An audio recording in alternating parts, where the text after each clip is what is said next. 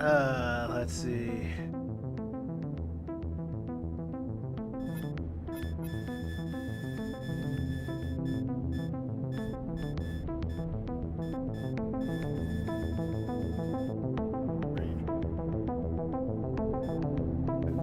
Alright, that's pretty interesting. Alright. Let's see if I can lower the gauge. Since I don't think this game's gonna crash my, I should probably put that a little bit up. There we go. Close. Interact. Alright.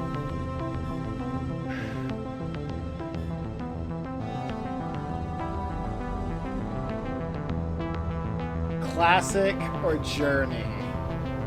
Oh, I'll do this. I can probably change it. 1971.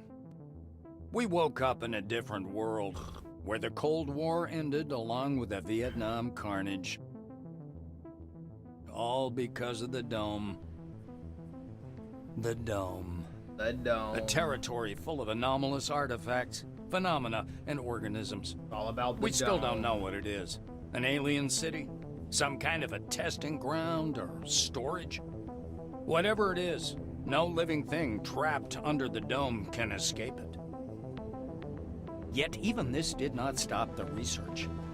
The major powers created the Cronus Mega Corporation to develop and explore the Dome.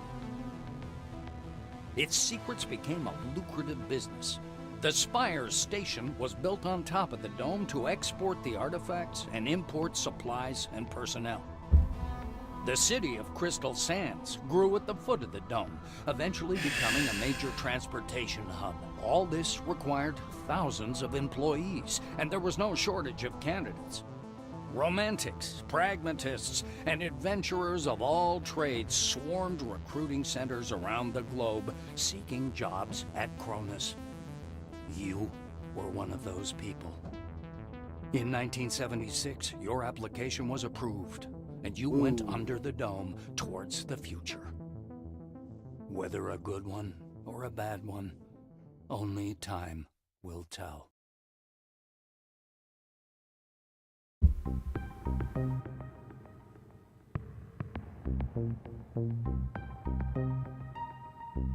Sci-fi post-apocalyptic RPG.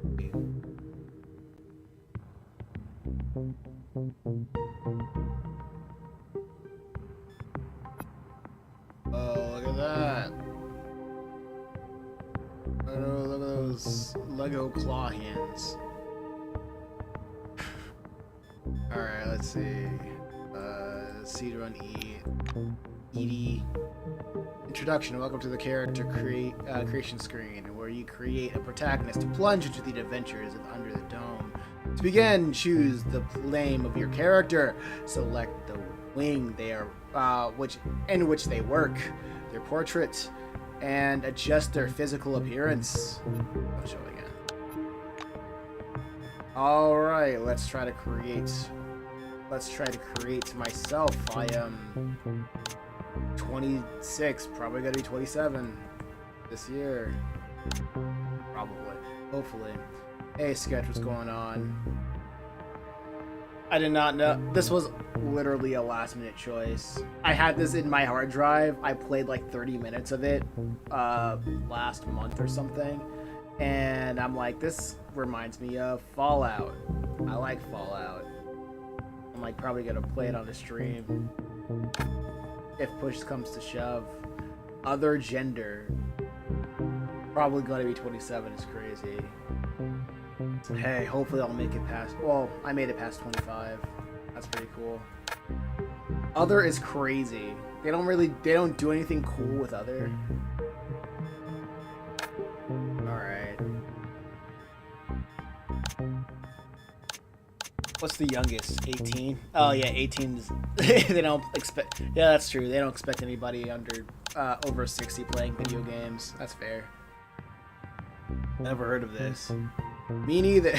Like, I saw this in my Epic store. I just saw a couple of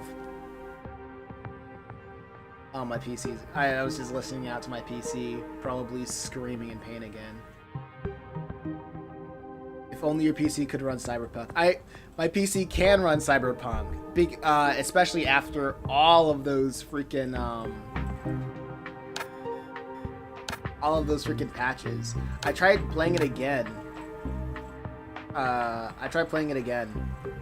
After Edge Runners, and it was very decent.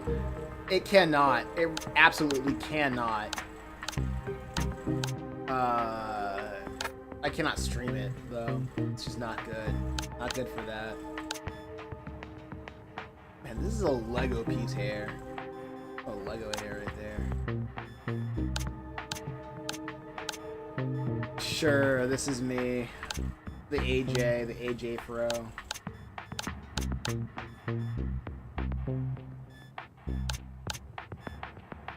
I never cut my hair. I just don't care to. Well, it's either my hair is literally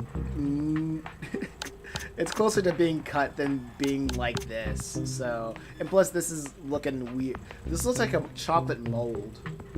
Like some sort of tar mold. But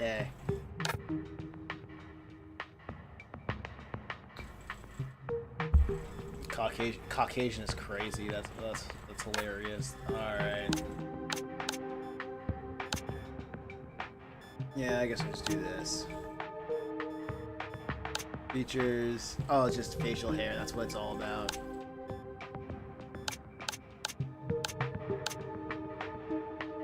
Sure. Let's go default guy. Let's go default. Let's go default, man.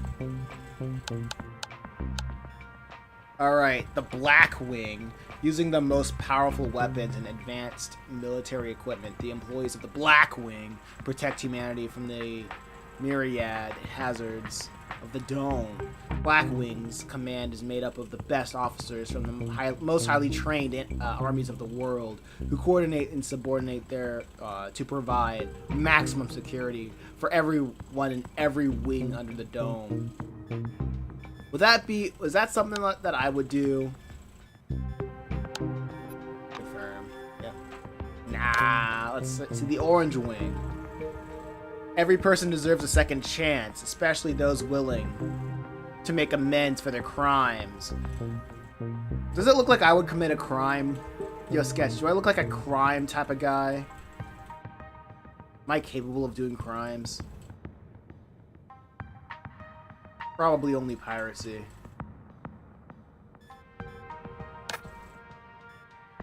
The brains of the operation. No, I'm not that smart. Blue Wing. The dome laid dormant for centuries and came to life with the arrival of people. Today, the region is gigantic. Gigantic! Yeah, or my actual self. I'm trying to... this is my first time playing this game, and I always try to play as myself. That's what I try to do. Construction site with thousands of cars, snow-white cities, and a network of motorways spanning inhospitable desert. Cronus is really rightfully proud of its world-class infrastructure built on the ground. Oh, so this is just a civvy. Yeah, so Blue Wing is just a civvy, apparently. Silver Wing. Ugh. Determine the first priority out of 1,000. Find experts who can suss out the best solutions to every problem. Equip workers with the right tools and ship the necessary materials where they need to go. Every base built in every successful expedition is a testament to the hard work and deep wisdom of the Silver Wing managers. All right.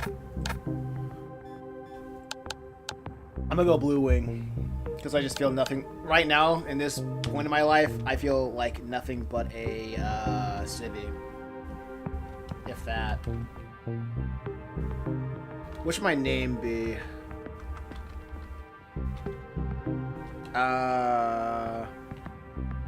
Future. Wait, no.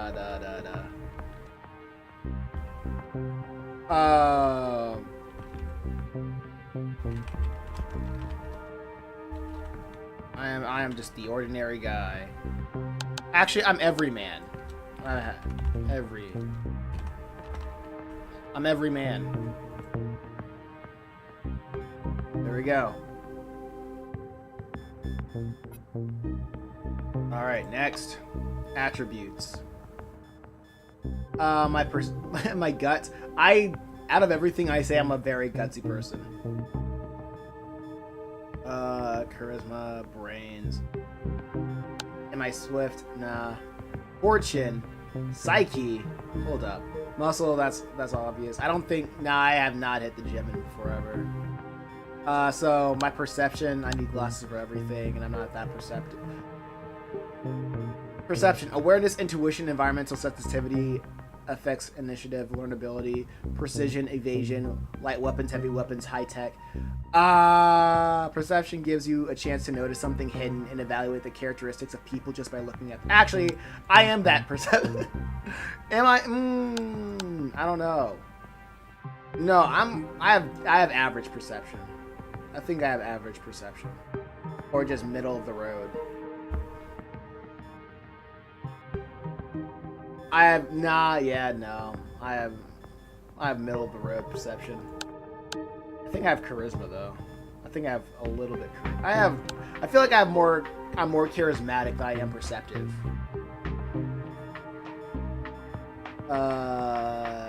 Let's see.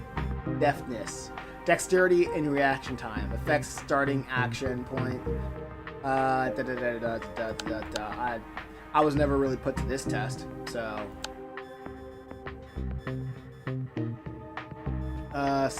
What is psyche? Psi abilities and resistance towards psionic attacks. Affects initiative, resilience, learnability, psi damage. Okay, so that's just new. That's just this game's specific thing. Fortune. Yeah. I'll say I'm pretty lucky. I'm a very lucky guy. I'm a very fortunate guy. The brains, mental actually. The fact that I can't even know that, I don't even know that name. Acuity? Intellect affects some action points. Yeah, just the fact that I don't even know that, I'm just gonna dock points. Like, I'm gonna dock points in that. I laugh it off. Retard max, and add 1 to the charisma. Might need something for the psyche. But I like how my guts is like maxed out.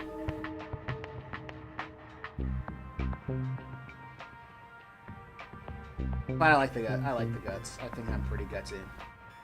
Perception. My perception's not great. Muscle's not great. Pretty gutsy. I like that. Pretty average intelligence. Above that. Actually, no. I'll put myself. All right, intelligence. You know what? I think this is good.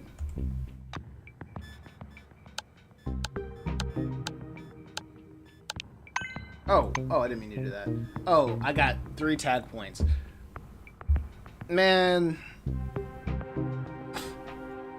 I feel like if I made an RPG with this is not this is not a fun way to file it out. I know this is taking notes from Dungeons and Dragons, right? Where the most boring part is filling out your job application, just to know what your character is like.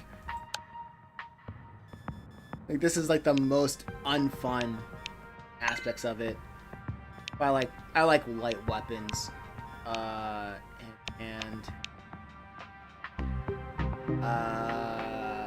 what am I good at? Oh, I just get like 30 plus. Okay. Piloting.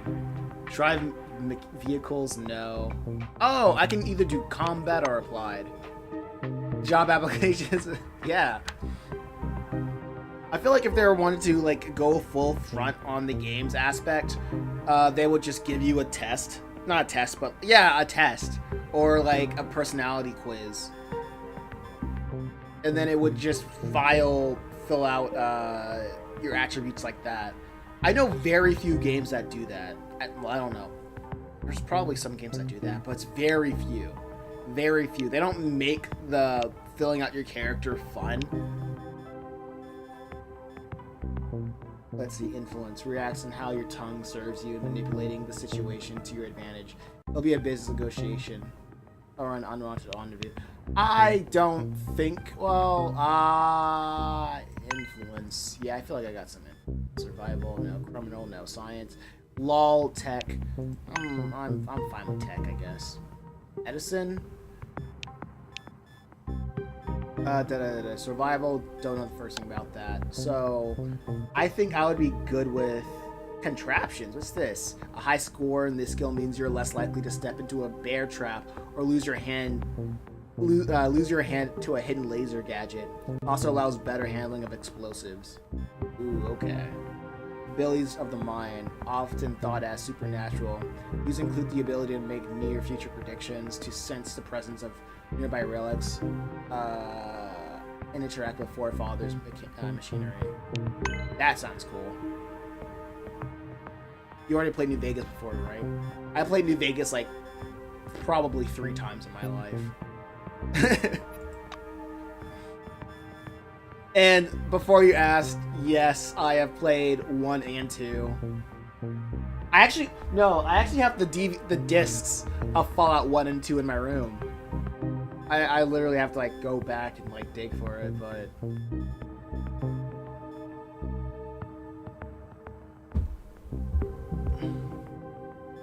so I guess the only I hated Fallout 4. I haven't played Fallout 4 in forever.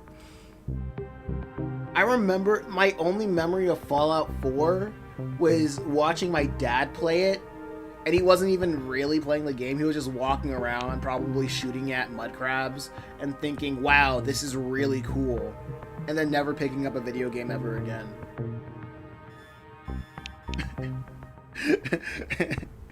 That is the most solid memory of Fallout 4 I have ever had.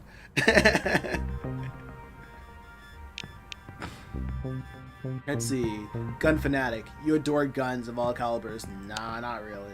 You work hard to take by force. You work hard to take by force what is given to others from birth.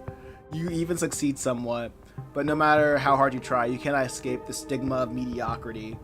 I feel this. I kind of feel so real, so true. Let's try the other one. You work hard to take by force what is given to others from birth. I don't know about that. You even succeed somewhat, no matter how hard you try. You cannot escape the stigma of mediocrity. I feel that one. The last one, at most. You and your friends survived many troubles, but some were not so lucky. Now you are torn apart by a colossal feeling of guilt over the deaths of your comrades, and it seems to you that the dome itself has been saturated with it. Nah, spirituality. Faith leads you through life. In the smallest coincidences, you see signs from above, following you, which more. Wait, sorry, I can't read. I'm a terrible reader. Following which you more than once avoided trouble. I just feel like it's worded so weirdly. I don't feel like I've heard people talk like this. Because I want to go into autopilot, but when I hear phrases that I don't hear often, my mind just double takes and think, did I say it right? Am I having a stroke? But thinking about the unearthly makes you feel aversion to violence. No. Actually, thinking about the unearthly makes you feel aversion to violence. Hello, what the heck is this game? I wish I could tell you. It's like a tactical RPG type game. I saw screenshots and it looked like Fallout, so I was like, let's give this a try. And now I'm playing through the most boring part of the game, which is filling out a job application. I always hate when JRPGs do this. Not JRPGs, but like just RPGs do this. Well, it's more like a tabletop RPG. You are the only survivor of this terrible disaster, which is made in This looks like one of those mobile games, not gonna lie. Yeah, it's because of the art direction. It's absolutely the art direction. Vampire, survivor, you are the only survivor of this terrible disaster, which make you an object of interest for journalists. Nah. Redneck, you grew up on the farm in years of nope. Neanderthal, you are a true Neanderthal descent with a nope. Dark Lord, you think of yourself as the Dark Lord of your companions, as a necessary routine of loyal but dumb minions. This is a joke. This is a joke one. Thrill Seeker, you are only in it for the thrill. That is, piercing, cutting, burning, nope. Bossy, since childhood you have changed one leadership position for another. That's not me. Having learned to seek sympathy, respect, and most importantly, obedience from people. However, you are used to the fact that others do all the work for you, and thus you got a bit lazy. Now I'm not at that point yet. Intuition, you are endowed with a almost supernatural intuition, and there is little that can surprise you. Thus, you are used to solving all problems as they arise, and don't make long-term plans. You know what? That's kind of me. That's pretty much me. Slowpoke. No matter how many fights you are in your life, each time they take you by surprise. Although nope, that's not me. Prodigy. You graduate from university at 11. Nope. Slacker. You could lecture on the art of avoiding work. Not me. Don Quixote. You've always felt like a descendant of the glorious knightly family. Nah. Next. And this is me. This is real. This is me. I'm exactly where I'm supposed to be.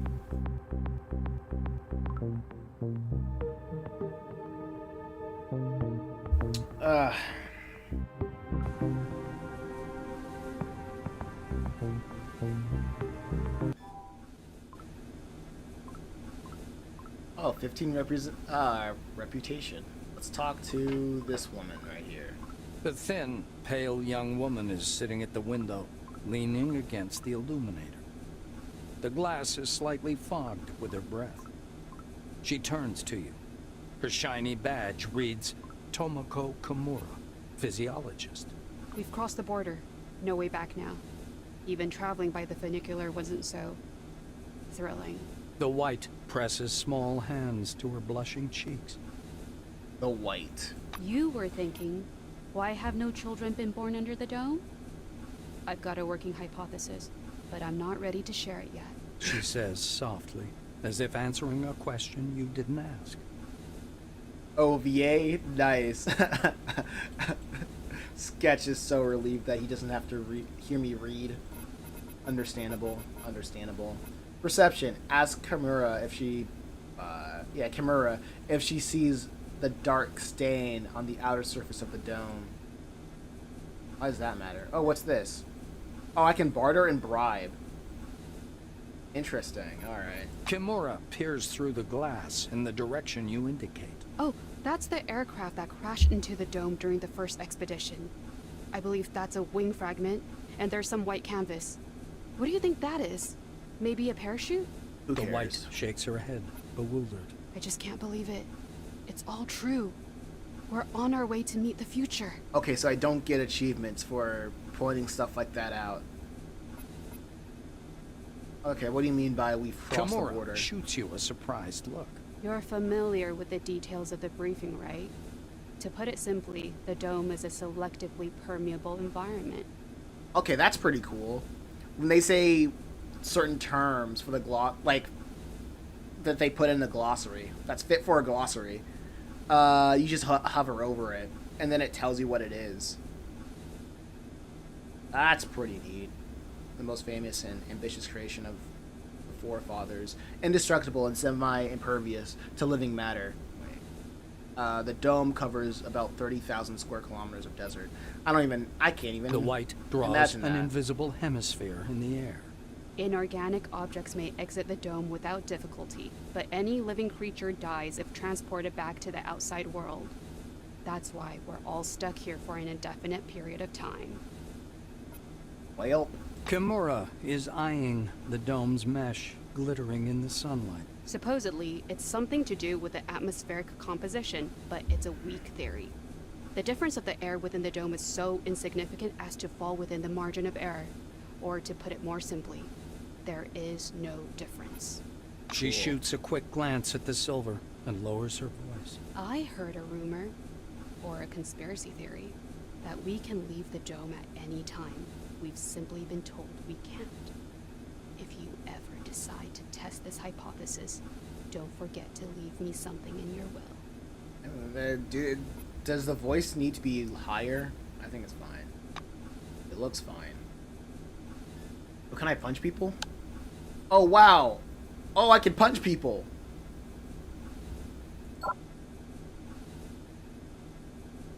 Wait.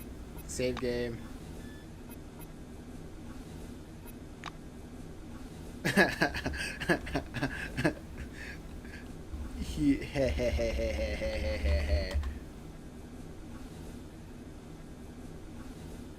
It's astonishing. Make it quick. Oh, that's crazy. You don't have time to... You don't have time to leave. You don't have time to leave and cover your tracks. Tomoko Kimura catches you at the crime scene. If you want to fight, go to the ring. This is unacceptable to harm people for no good reason here. Apologize for your wrongdoing and say it won't happen again. Okay, you seem to be decent. I hope we won't see you again. What are you doing? It's astonishing. Just incredible. Kimura whispers, looking through the illuminator.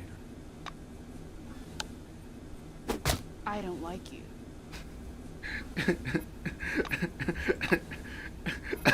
I'm sorry. I hope we won't see you again.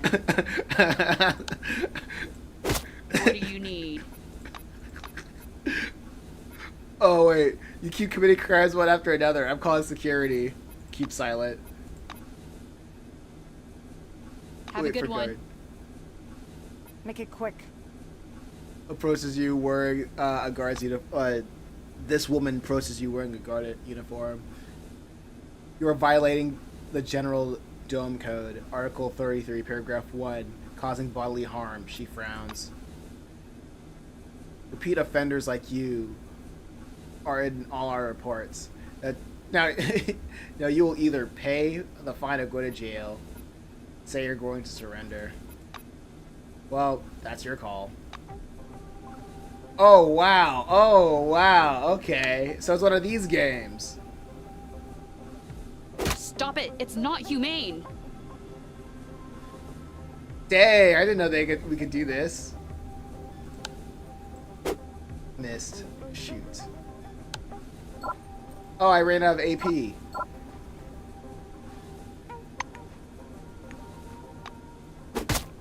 Critical damage. Karate chop, unarmed. Wait, how much health do I have? Next round. Dang, this is kind of interesting how they are just like, yeah, you can just you can just like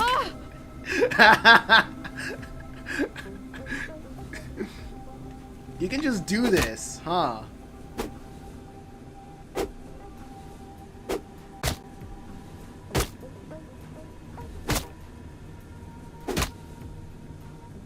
Couldn't even do this in Disco Elysium. Whoa, that's crazy. Can I, I'm not doing anything. I'm not doing anything there. Okay, that's him.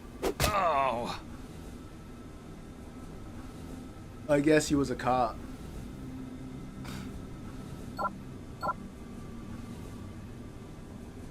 Oh, shoot.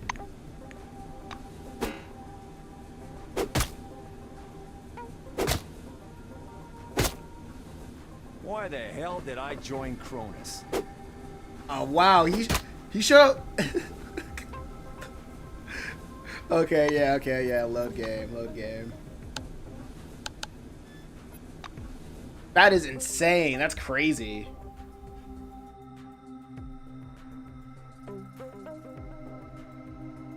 I guess you, and if this game was way more popular, I wonder if anybody made a, kill everybody run. If you could kill everybody in the, in that pod. That's insane, though. Good on the developers for allowing you to be weird.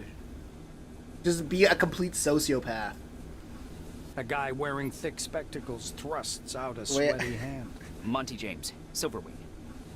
He glances down at your badge. Ah, it's you. I found your file extremely interesting. And your CV, wonderful. Inspiring, really. When I had the opportunity to look over the files of my future colleagues, I couldn't resist. I don't want to sound boastful, but silver level clearance has its advantages. Monty winks. I feel like he's based off a character from The Office. I wouldn't know because I haven't watched The Office. Monty makes a ring with his thumb and forefinger. You were number 63,784 on the waiting list, but you were lucky enough to get into the dome after only 16 months. Besides that, zero, nada, absolutely nothing. You're a dark horse for both the Foundation and myself. How exactly did you end up in this wing? Tell him you're a mechanic. You're a mechanic, and the dome is nope. Answer that you're good at computers. Nah. Admit you're fond of technology, comics, and sci-fi. That you've dreamed of building yourself in such a place. That's the closest to me. James actually. smiles condescendingly. Yeah, my little schoolboy nephew's the same. He loves all those bizarre space travelers, like Captain...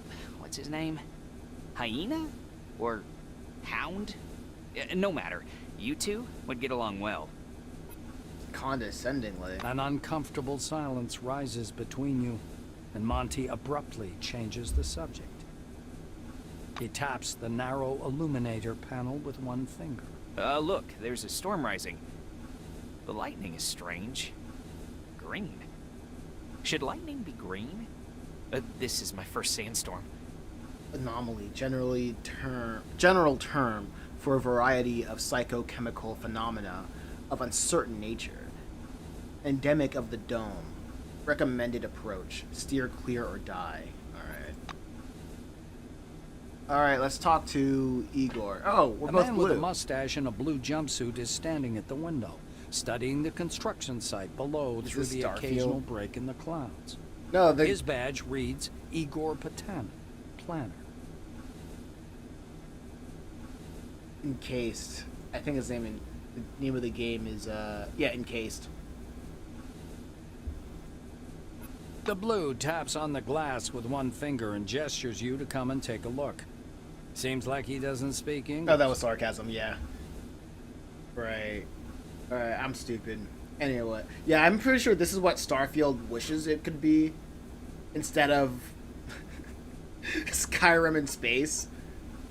Fallout in space. Bethesda can only make one game, can they?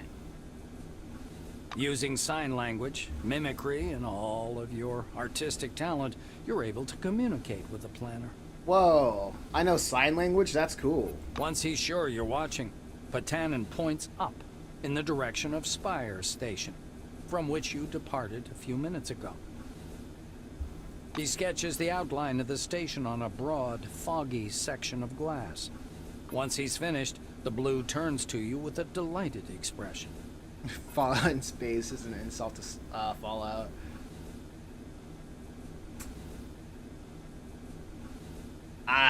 Sure. Okay. You know what game I haven't played in? I know I haven't played in a decade. Fallout 3. I might play that. If I don't like this game, I'll see if I can play that next. Ask him about the dimensions. Don't care. Ask him what how the station functions. Ask him about the purpose of the station. Okay, how does the station function? With a series of confident strokes, the planner delineates the capsule's movement scheme, drivetrain, and massive hydraulic brakes on the glass. I remember for a while, I hated Fallout 3 for no real reason, other than it was the Fallout that Todd Howard. It was like Todd Howard's fan fiction of Fallout, and it was way before I even played 1 or 2. I think I just saw a YouTube video explaining why Bethesda doesn't understand Fallout, and I was like, you know what? I guess Fallout 3 does suck, but that's just me. That's just me stealing other people's opinions.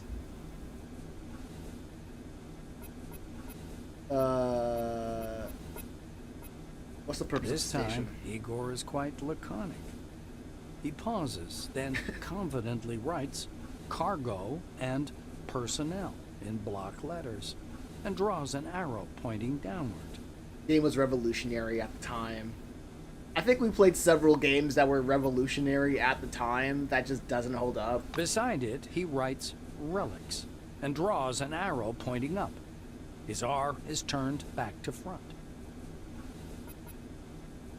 All right. The engineer stops I'm you with a not gesture, and after rummaging through his pockets, offers you a small candy. There is a picture of a crayfish on the white wrapper. Is this candy crayfish flavored? Thank him. It's surprisingly spongy and tooth-achingly sweet. You can only wonder what it has to do with crayfish. Thank you. Let's talk to Girl Boss over here.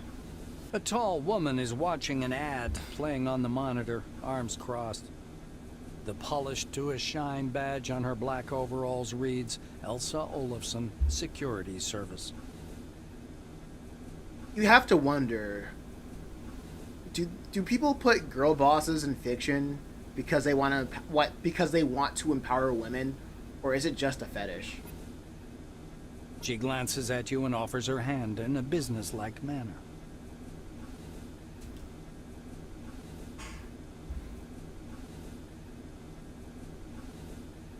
Greetings. Please take all necessary precautions. By that I mean, don't turn your back on him. Elsa nods at the orange. Because I guarantee you, every single writer who writes a girl boss would hate their own female bosses. You know what I mean? Because I've never heard of a single person who loved having a female manager or female boss. I just follow orders. Even if his crime was embezzlement, I have to keep him cuffed. Those are the rules. Olafson shrugs in a sharp, mechanical way, as if racking the slide of an assault rifle. I mean, I haven't heard people. I mean, I've heard several stories about people not liking male bosses. You know, but like a lot of people have put a lot of stank when it comes to female bosses. Our friends from the administration didn't deign to inform me about this man's record. Could be I'm escorting a serial killer. It's corporate policy, you know. She gives the silver a vengeful look. The orange is dressed in a new jumpsuit. The shiny badge on his chest reads Quentin Bisley, laborer. He's side-eyeing the screen skeptically. Despite his tired, grim expression, his gaze is open and friendly. However, the general impression is unmistakable. There's something frightening about Bisley. And apparently this game was also a Kickstarter darling. Or something like that. Ask him how he ended up in prison. The orange's face stretches into a broad smile, baring his dentures to the world. Like everyone, duh. In a black car, Shut There's up. other guys, too. The ones who go through the front door. He nods at the black-winged woman beside him. Her nose wrinkles in displeasure, but she says nothing. Quentin raises his hands to examine the devices. They call them humane handcuffs. How about that? Truth is, there ain't nothing humane about them. They zap you real hard the moment you get your hands on a gun. But they sure look nice. Bisley lowers his hands again and smirks. A modern restraining device used while transporting Orange Wing employees consists of 2 small steel bracelets with built-in taser that delivers a shock. I feel like they're supposed to be with a built-in taser that delivers a shock that the wearer handles or attempts to use a firearm.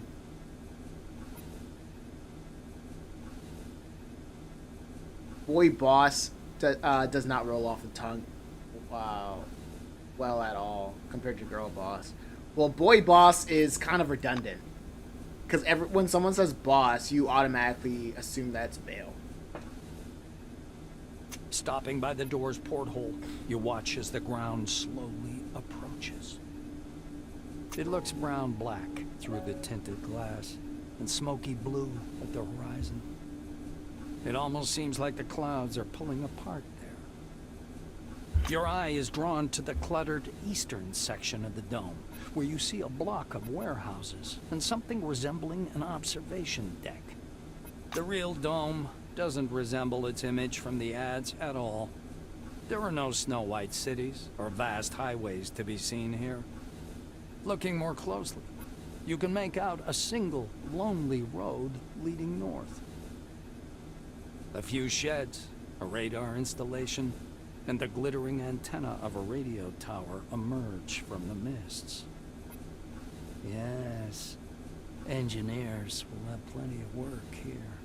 Just as you're about to move away from the window, you notice a whirlwind beginning to form above the ochre plain.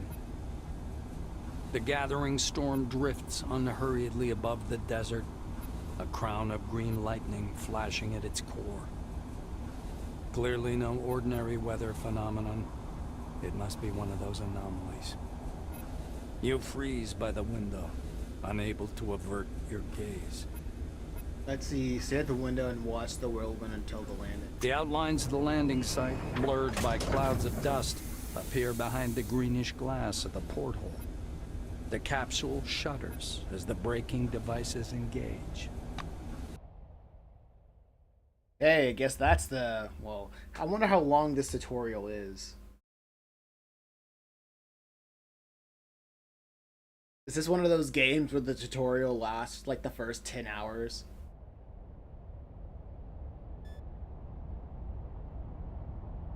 Or like it's Persona 5 where they'll still give you tutorials until like you're the later 10 hours of the game. When the last 10 hours of the game.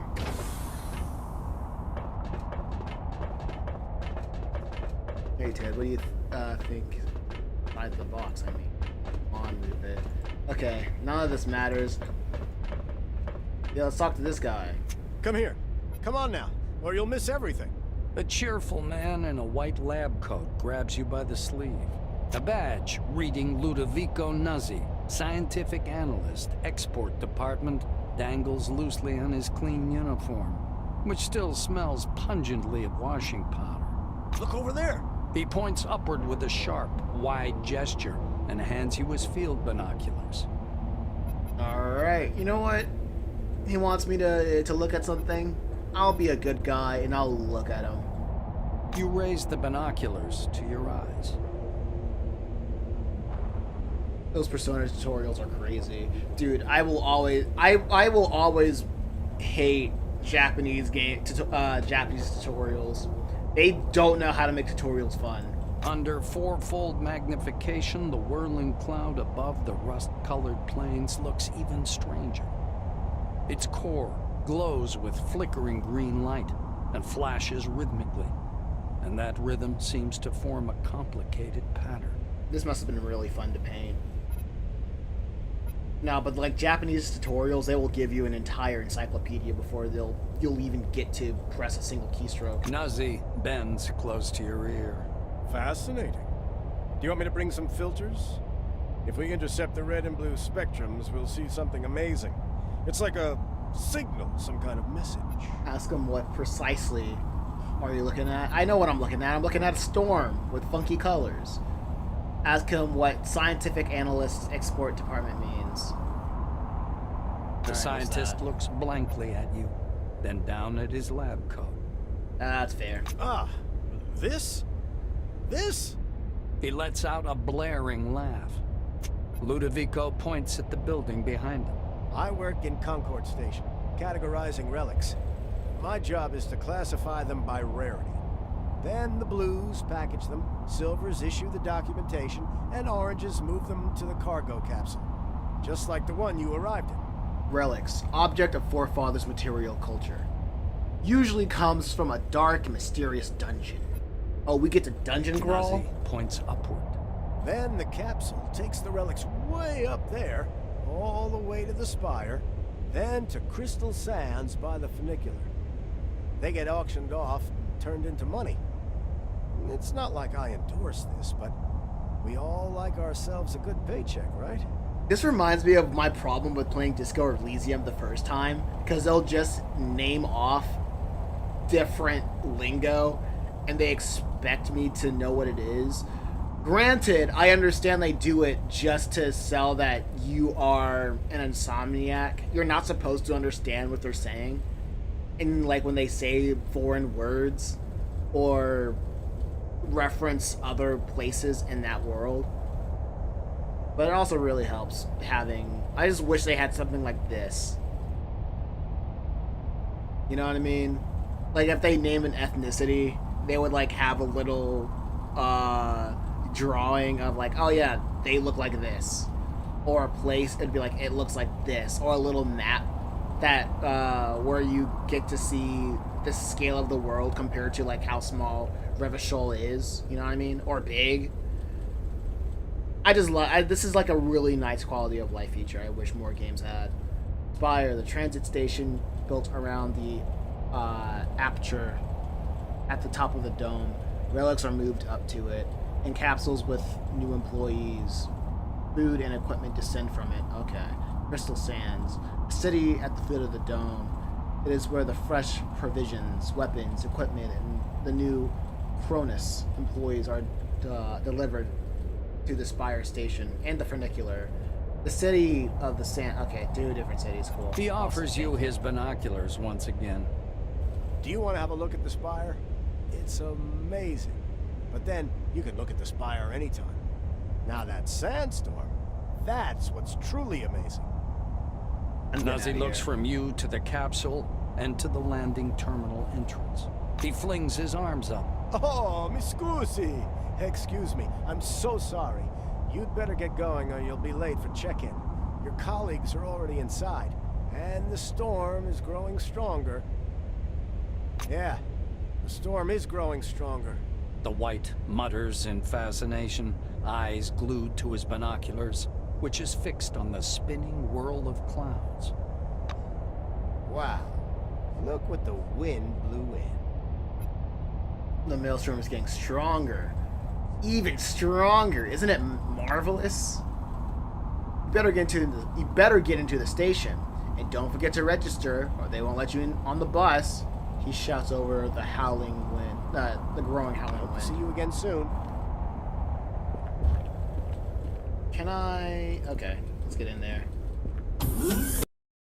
Whoa, alright. That was an interaction. Quite the interaction. Crazy how I'm not even dropping any frames. Alright.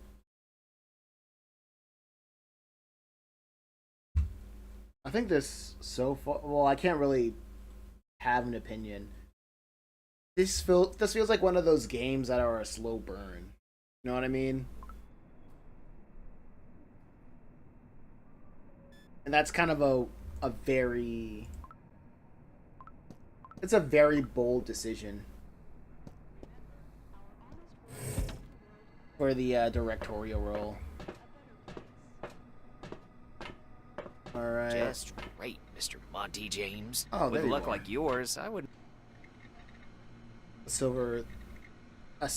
Oh, administrative and bureaucratic Cronus division, managers, accountants, human resource specialists, wearing thick, glittering spectacles. Okay, yeah, it's the guy. It's the guy. Greetings. Oh, we don't even. Oh, not everything is voiced. Okay, just the important stuff. Oh, it's you. How do you like the inside of the dome? I just got here. So you're not ready to answer that yet. Not enough time has passed. Alright. Monty stared moodily down at his suitcase. My first impression was unfortunately not very positive. They forgot to add my name to the new recruit's manifest. Can you imagine? Offer to try to register in at the terminal. Sure. Are you for real? For real? Monty looks up from wearing a hangnail. From wearing a hangnail. Okay. That would be incredibly kind of you. Maybe my optimism about this place and the people working here was justified after all. You've evidently cheered him up quite a lot. Have a good one. All right. Hello, Time for come me up to the to be a happy The guy. tall receptionist watches you from behind his desk with a bored, haughty look. He waves impatiently at you to approach. The employee glances at you indifferently. His upper lip is ever so slightly curled in contempt. Contempt at me? Why is All that? new employees must register first thing. Come up to the desk, please. The nameplate on the desk tells you you're talking with Dean Rayhet, administrator. The administrator slaps himself on the forehead. Ah, I almost forgot the regulation pre-registration greeting. Just a second. Speak English. Rayhet produces a reel-to-reel tape recorder from beneath the desk, rewinds the tape to the beginning, and presses play. The speakers explode with a harsh, crackling sound, over which the tick-tick of a metronome slowly grows louder. Dude, it's the future. We invent space travel, but we're still using cassette tapes. What's going on? Like, we do interplanetary travel, and we're still using cassette tapes for music players. Solemn music begins to play, and the administrator's face takes on a serious expression. Dear employee, on behalf of the Cronus Foundation, I, Administrator Dean Rayhet, welcome you to your new life under the dome. I mean, when I was reading reading the summary of this game, they did say it takes place in an advanced version of the 1970s. If it ain't broken, why change it? That's true. The administrator Very clears true. his throat and continues. By joining our company, you choose the path of science and progress. You are among mankind's best, and we ask that you live up to this. That's also a very interesting concept of a more advanced version of the past. Like, what does that even entail? I guess, like, if it's like an advanced version of the 1970s, then it's like, I don't.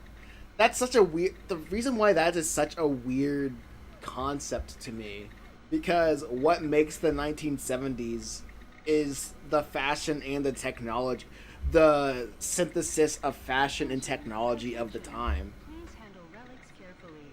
You know what I mean? Of damage, your life will be forfeit.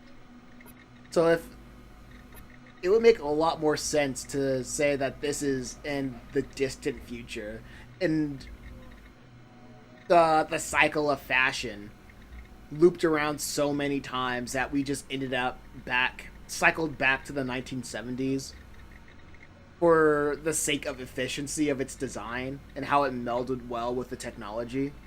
You know what I mean? Dean squints down at the monitor. Deserve this title.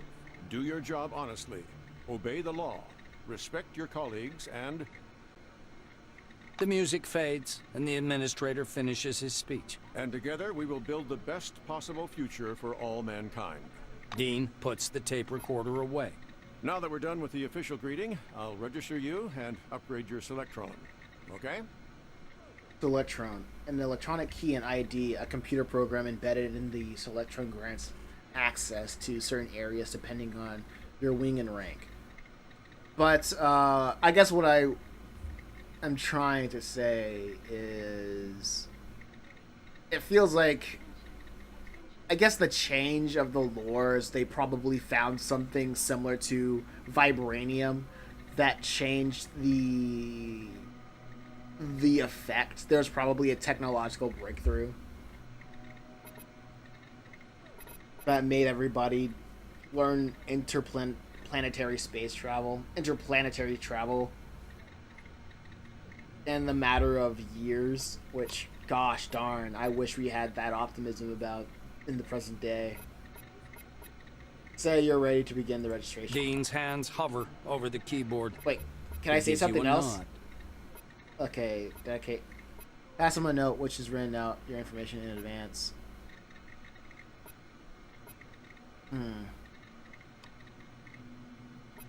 Okay. Enter the data and turn. You squeeze into the narrow window, lean over the reception desk, and key your data into the database.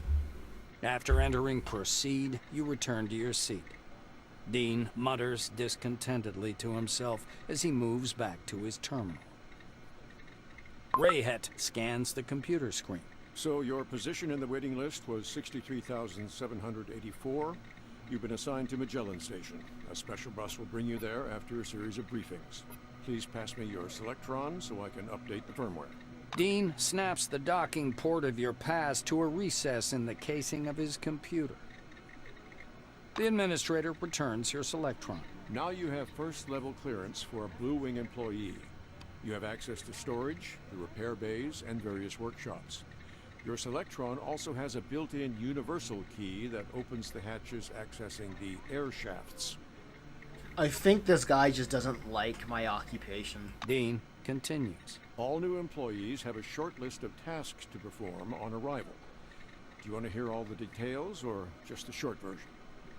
Give me the short version. Rayhet snorts. To make it short, get your uniform from storage, your weapons from the armory, pass the Psi abilities test, and complete your weapons training at the training zone. Then learn how to use the scanner, avoid anomalies, and properly catalog anything you observe. Last, go to the waiting room and wait for the bus to Magellan. We have no optimism in the current day. Yeah. Dean sits back in his armchair. That's it. I hope there aren't any questions. There are no more questions. Ask him to... Okay. Rayhet claps his hands in satisfaction. Great. He reaches for the tape recorder, but thinks better of it. Protocol calls for a little welcoming preamble, but dash it all, that's nonsense. Welcome to Concord Station. Dash it all. As he's about to turn away, Dean suddenly remembers something. Oh yes, I sent your mail to your Kairos. Check your new messages. Well, that's all, I think.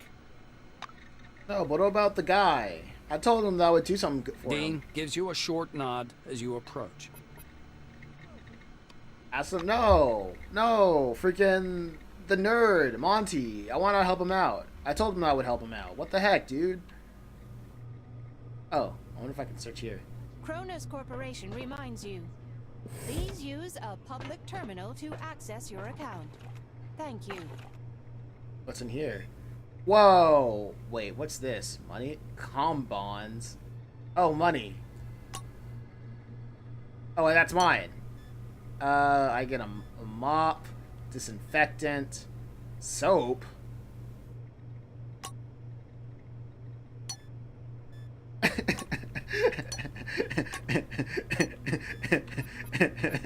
Yes. There are no we have no optimism in the current day. The young blue is closely studying communication schematic and is serious. A bundle of wires is hanging from an open fuse box nearby.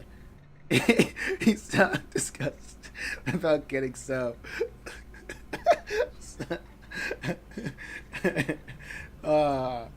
He smells strongly of cheap cigarettes His shiny badge says, Tinyuan Yun, Communications Engineer. How can I help? What about this place? Ewan tugged at the blue collar into his neck. I don't really care, sorry. Come back again. You know what?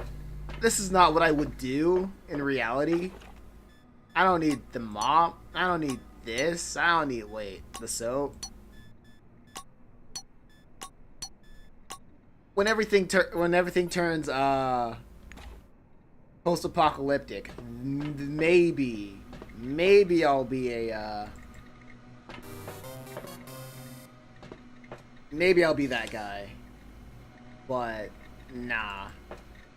Maybe I'll just collect everything, but not until everything falls apart. Welcome. How can I help? Oh no, Leroy. You seem slim. You see a slim, cheekbone silver woman with a red warning lamp in her hands on the lapel. Actually, I don't care. Valued employees, according to administrative order of the September 14th, 1976, the waiting area may be crossed through the regular staff corridor. Please be advised that this rule does not apply with the newer arrived employees. Shit, I could cut down on the smokes. Good day, new employee. The silver nods like she's depressed. She seems to have just noticed you. Ask if you can go through the hall in the waiting room. She gives you a gentle poke on the chest with her warning lamp, forcing you to take a step back.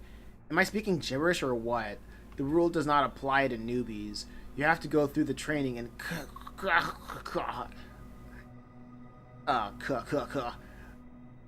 She begins to cough. Alright. I hope to see you again soon. Yeah, I'm not causing any trouble right now. I'm gonna tell him that I couldn't do Mr. anything. You suck in thought. And the cushions. He's also in the cushion of the chair as you approach. He greets you with a slight nod, and remains immersed in his See ya. in his business. All right. Let's try this. Oh wait, what's this? I forgot to talk to this guy. Behind the storage counter, you see a small, neat guy.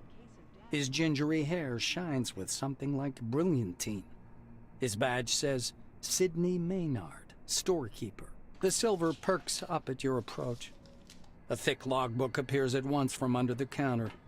Sidney puts on thick glasses that seem to age him 5 decades in an instant and studies the lined pages. The silver finally stops and pins down a particular page with his finger. This is your first uniform requisition, right? You can also purchase any equipment you need for the desert directly from me. All right, give me my Maynard equipment. adjusts his glasses in a businesslike manner. Before I give you the uniform, please listen to these short instructions. Sure. Sidney fiddles with his hairstyle. So, I'm not going to sugarcoat it. Life under the dome can be dangerous. You may get shot, spill acid on yourself, get electrocuted, or suffer the effects of a dangerous anomaly. You may also freeze to death or get fried. That's why it's important to wear protective equipment when traveling outdoors. Of course, in hazardous situations, the equipment will get damaged, and the more it's damaged, the more often one has to repair it. The silver steps back from his counter to indicate the repair kit boxes piled in the back of the warehouse. What am He I points doing back here? at the shelves behind him. We've got repair kits for this gear.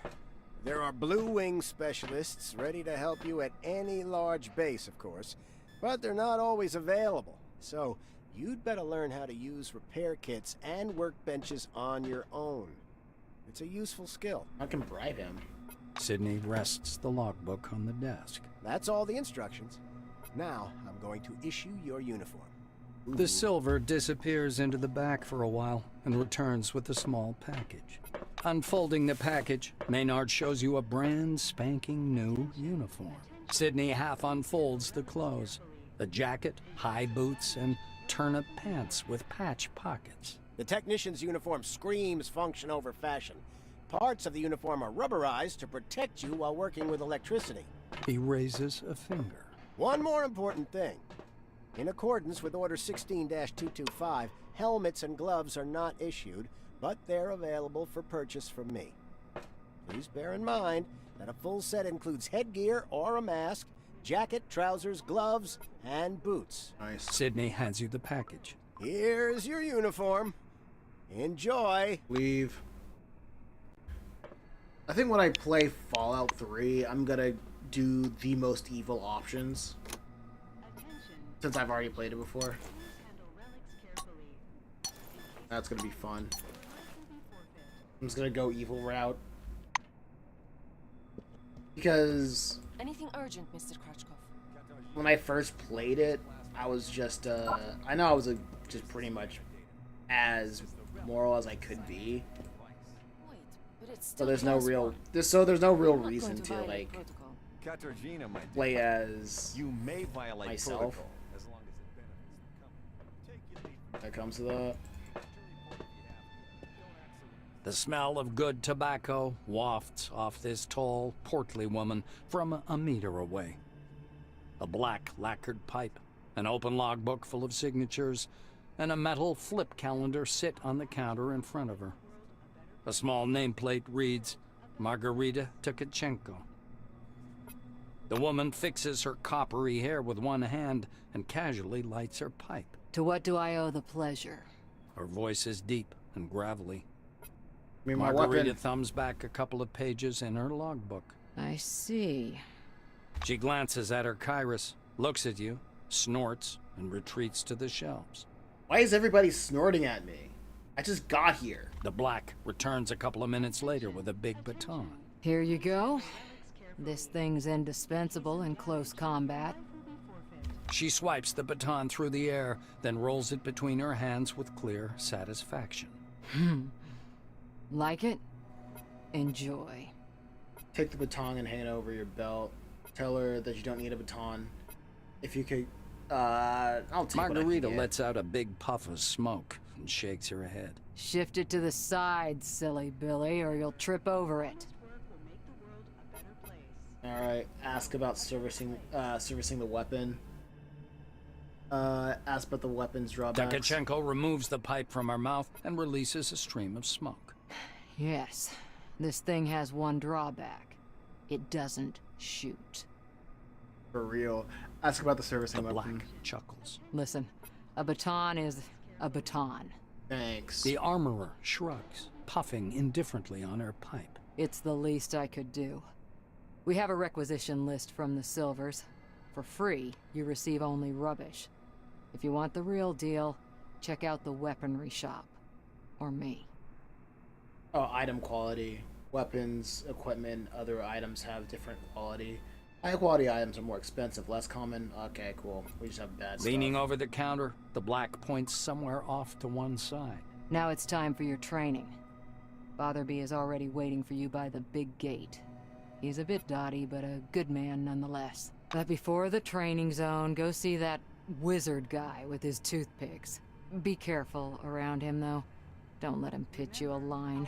Psychic my ass. She winces in disgust. Pinch me a line? Is that even English? I'll complain to the Silvers about. An engineer in a bright blue jacket is tinkering with the door lock, cursing under his breath nonstop. Blowing a curly strand of hair off his forehead, he turns to you. You're a newcomer, right? It's a straight-up open house here today. He offers you his hand. According to his badge, this is Maxim Penkovsky, technician. The technician slaps the door with one hand. You have to wait until I'm done.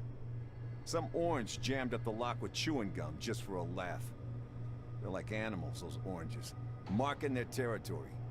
If you ask me, they're too gracious about those bastards in Crystal Sands. Alright, ask him what he can do about the door, ask him another route to the boarding area. Gotta do about the door. Penkovsky grunts angrily. I wish I could. I'm gonna have to disassemble, clean, and reassemble it to get it working. It's work I don't need, and all thanks to some idiot. Maxime extracts a thin, sharp, precision probe from behind his ear and dangles it in front of you. Though there's another way. You want to learn something about picking locks? It's a useful skill in all sorts of situations. Heck He yeah. looks at you expectantly. Reply that you'd like to learn about how to pick The locks. blues getting excited. All right, looky here. Yeah, it's helpful to help. Penkovsky presses his pick lock, and an odd device resembling a hybrid of a screwdriver and a can opener into your hand. Using a mechanical pick lock is easy peasy. No special skill required. They wear out after a few locks. While the old-fashioned kind is another thing entirely. Cheap, one use. But one has to know how to use it right. That's a tool for a master. Maxime takes out another pick lock and crouches by the door. He gives you a quick lesson on how to pick a lock. By the way, you can carry your tools in your belt. It's much handier to have them right there. Penkovsky shows you his utility belt, where he keeps all kinds of tools and gadgets. Okay, I kind of like how you can... Is this a missable... Actually, finding tools under the dome is no thing? problem at all. There are even devices for hacking terminals and so on. Maxime hoists up his belt. That's pretty cool. The blue solemnly raises his index finger. And one more thing. Always use brand name stuff if you can. Groovy produces good kits. Modus and Supercolor do too. They've all got fat contracts with Cronus, so they care about quality. Modus and Super Cooler. Okay. Groovy, Modus, and Super Cooler. He looks at the door again. Damn these locks. Though I'd rather be doing this than fixing hab pods. Those are a real pain in the ass. What's a hab pod? Penkovsky gives you a patronizing look. Because they're poorly made, warped from the heat, and the filters aren't worth a damn. The modules were constructed by marketing. Cool, dude. I repeat, get a lockpick and attach Well, it to your utility. you've got quite an aura. You're a natural. Apply it to the door. Yes, apply is the proper word. Oh, wait. I'll go back to Freeman. Wait.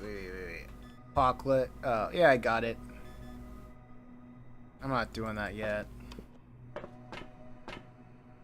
A lean silver with thick black hair and a huge cigar clamped in his teeth is sitting in front of you. As you approach, he flashes a sly grin and slowly raises an outstretched hand above the table. Something really weird happens.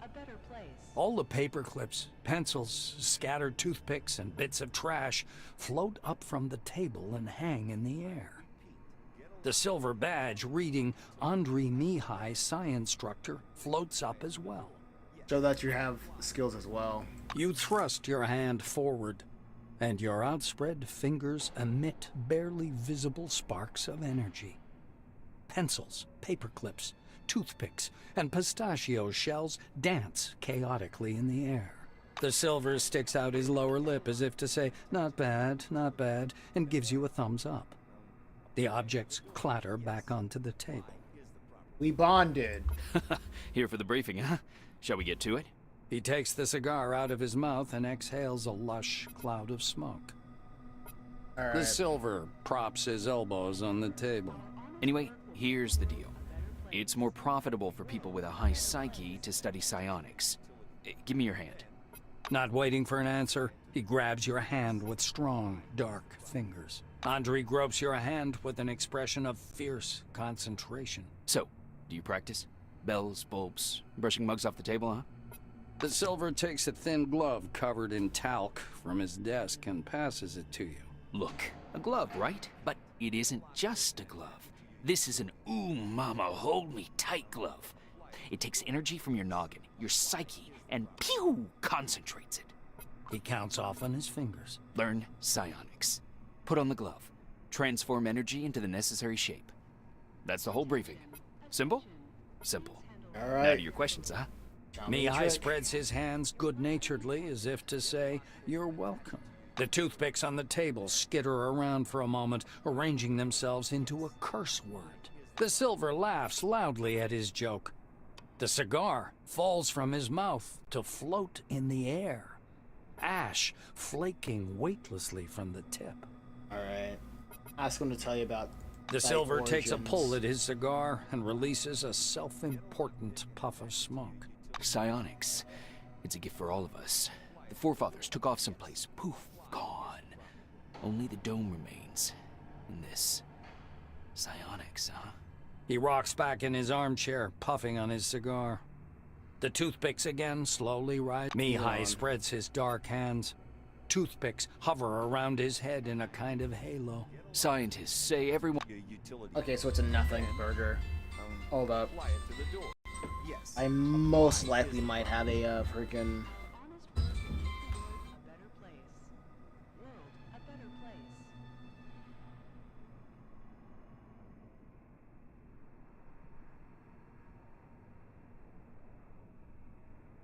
I repeat, get a lockpick and attach it to your utility belt. And then, apply it to the door. Yes, apply is the proper word.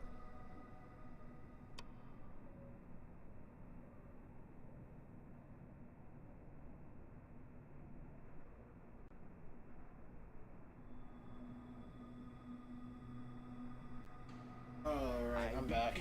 Get a lockpick and attach it to your utility belt. As you can see, I am back.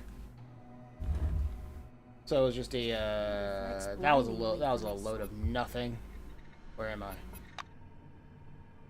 There we go. So let's see. I got a lockpick. Can I apply it to this? I repeat, get a lockpick and attach it to your utility belt. You're doing great. All right, off you go. Welcome under I'll the keep dome. working on An this amazing lock because of excursion that to a world of orange. new technology and the riddles of an salutations. This young woman's polished badge reads, okay. Let's see, Laziza. Let's just call her Laziza. She's carrying a stack of glossy leaflets under her arm. You see another stack of leaflets on a nearby armchair. She pounces on you. Welcome to the dome. I have useful information for all technical department employees. The silver smiles broadly. My name is Laziza. Give me 5 minutes of your precious time, and I'll tell you about the remarkable career opportunities, and breathtaking perspectives awaiting for you under the dome. Don't turn me down. It's important. Say that your time is precious, and okay, I'm gonna do this conviction. Since I have it, I will use it. And you are not going to waste such time on such rubbish. Oh my gosh. Ah, man, that wasn't good. I offended her. What the heck? Her smile rapidly fades. She looks offended. Maybe you could just take a leaflet? Alright, I'll take it.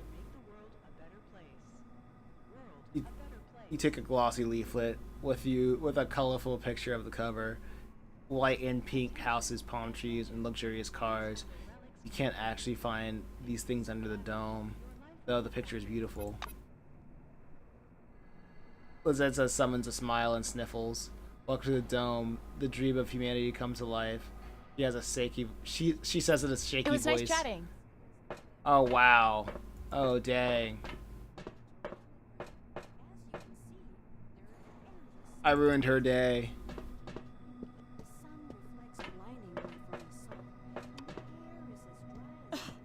You see a tall And scientist she in a white lab coat, bathed in the dim lamplight. He almost appears to be hovering above the laboratory floor. The man turns at your footsteps. He's holding a paper clipboard and a pencil. His shimmering silver badge reads Sebastian Van Olden.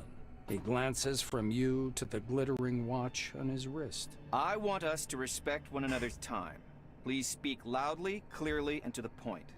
You must be the newcomer I was told about. Nice to meet you. Finished with his unusual greeting, he offers you his thin hand. Alright, the The briefing. scientist puts the clipboard aside, raises his watch for a closer look, and sets the timer. He shows you his watch dial. According to the rules of this briefing, I have to touch on a large number of topics. Therefore, I will do so very briefly. Do not interrupt me. When I'm finished, I'll answer your questions. Within regulations, of course. There's a canvas pouch in your hand. This pouch is full of bolts. You can temporarily discharge an anomaly by throwing a bolt into it. It's primitive, but reliable. Van Olden pushes a button on his stopwatch. So, My oral briefing fell within the allotted span of time. No The more scientist questions. glances at his watch again. You're within the time limit for questions. The next step is training in the artificial eco-zone. He rests one finger on the button in preparation to start the timer. You're going to go downstairs and scan relics. I will be monitoring your progress. Please note there are several radioactive anomalies in the eco-zone. These are the same conditions you'll be working in the field. Radioactive zones and relics are quite common under the dome. He smoothly extracts a jar of yellow pills from his pocket. Here's your ARAD 3. And one more thing. Just a moment. An amazing excursion. New world. Technology. Can she like stop crying?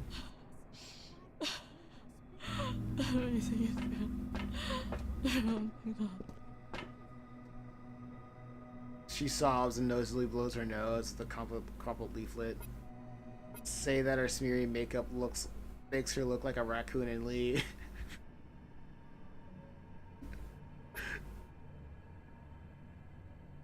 No. I hope to see you again soon.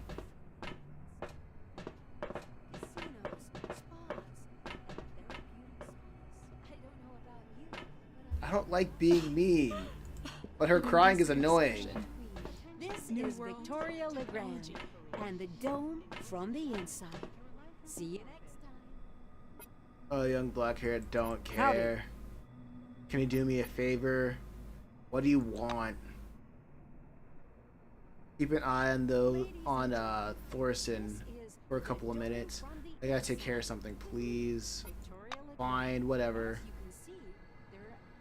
Thank you, honestly, I'll be right back. She dusts a speck off your jumpsuit and leaves. Waving her hand playfully. Inhospitable wilderness, you'll say. Wow, look what the wind blew in. Oh. Thorson is leaning against the wall, relaxing. Looks like he's having a rest, taking advantage of the guard's absence. Oh, he's a prisoner. Okay. Ask him what advice. I'm not gonna ask him that. What are you doing? Martha bugged off, so I'm taking a break. The orange smiles with one corner of his mouth. Do all people from the prison sector do all they do is just smirk? Is that like is being smug a shared personality trait between all of them? Alright, how do you like it here? I don't. You and me, they brainwashed us with all those ads. It's all different from what they said. I don't like it here. I don't like it at all. Okay, so he takes advantage of her absence and whispers this. He lowers his voice.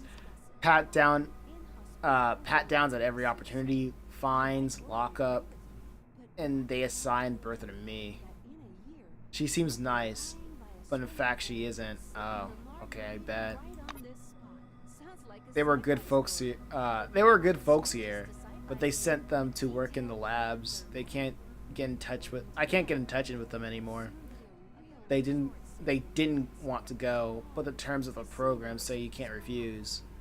Thorson's face darkens with longing. The laborer looks around, as if fearing the black might be hiding nearby.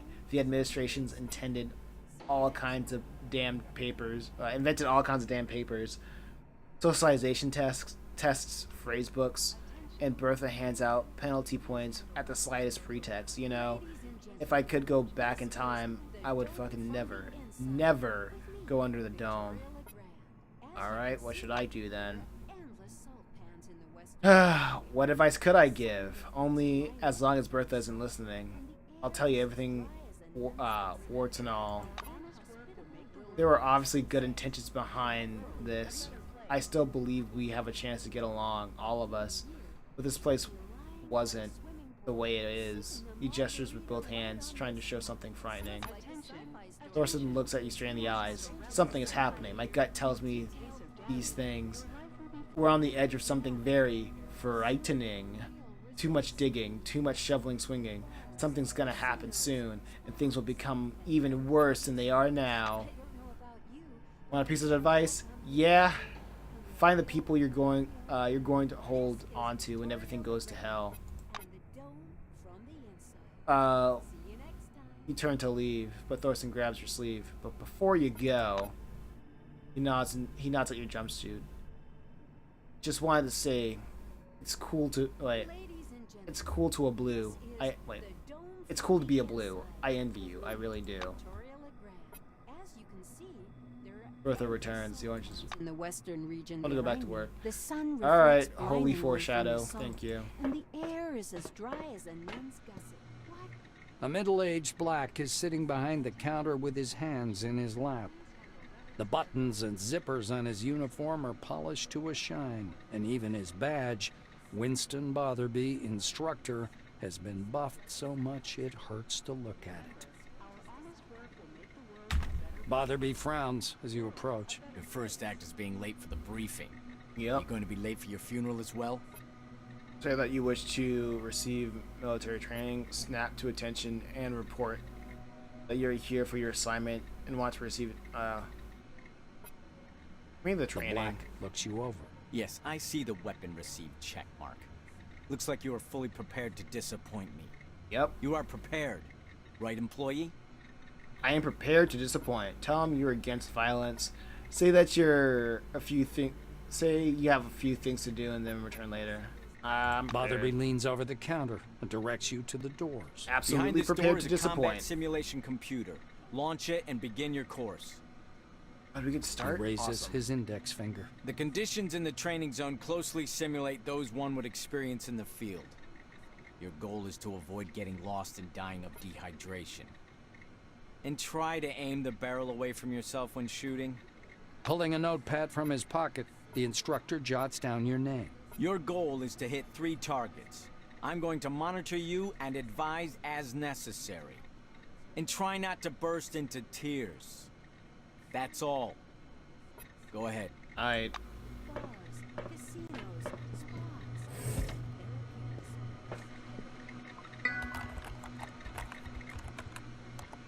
The following text glows from the small, amber-colored screen. Welcome to the Shearman Holographic Combat Emulation System. Please select a program. Enter Alpha. Initiate Alpha Squad hologram. Picture slowly changes. Looking closely, you can see the lines being rewritten one by one. Sherman system. Alpha Squad enters the battle. Time to train.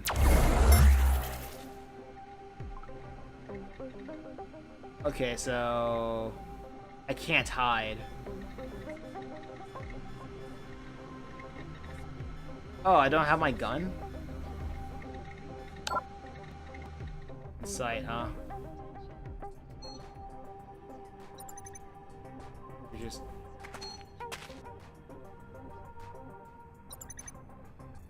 Okay, refrigeration barrel. I wonder if I can hide. Okay, not enough action points. Force, throw a wrench. That's pretty cool. Huh. Scan. Nothing here to scan. Okay. I can just do all this right here? Okay.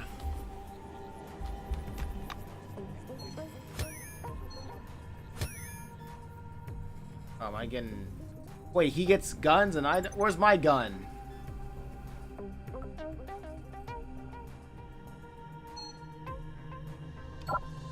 Wrong target. Okay, I just gotta get out of that. Dig with a shovel. Throw bolts. Can I hit people with this shovel? How do I... Oh, that's a med kit. Yeesh. Alright. I guess I'll just punch. Wait. Character. Inventory. Psi glove. Oh yeah, cool. And nightstick. I don't see anything that resembles a gun. So what's this? Okay. Psi shock. Not enough action points. Awesome.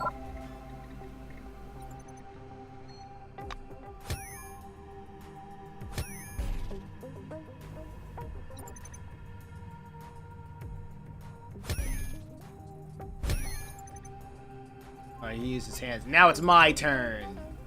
Now I can do some damage.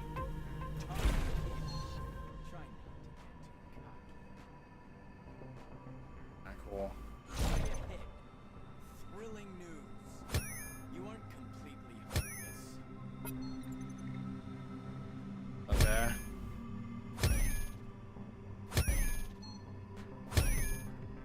Cool, alright. Let me try doing this. Oh, wait, no, I didn't mean to... Oh, wait, yeah, cool. Yeah, nice. I can do that. Oh, I can just, like... Oh, baton. Oh, that's how I do it. Oh, wow, that is so effective. That's a miss. Look, your hands are shaking. Gotta stop jerking. Okay.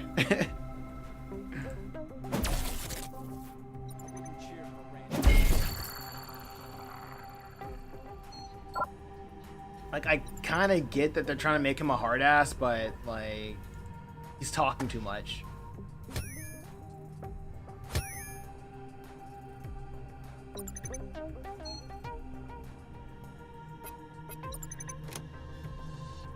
Okay, let me try to... Oh man, he's out of sight.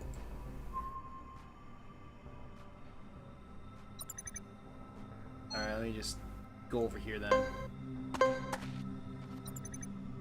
Oh, what? What's this? Oh, it's a mine. Alright. Alright, let's call it a day. Oh wow, he just did it to himself, huh? That's what really hurts. Not in the line of sight. I'll just let him come to me. That was a bad idea.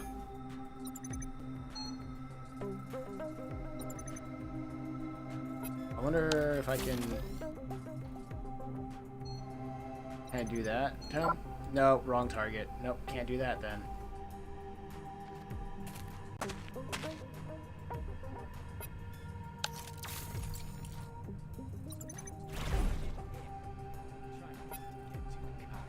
Okay, and I will just do this.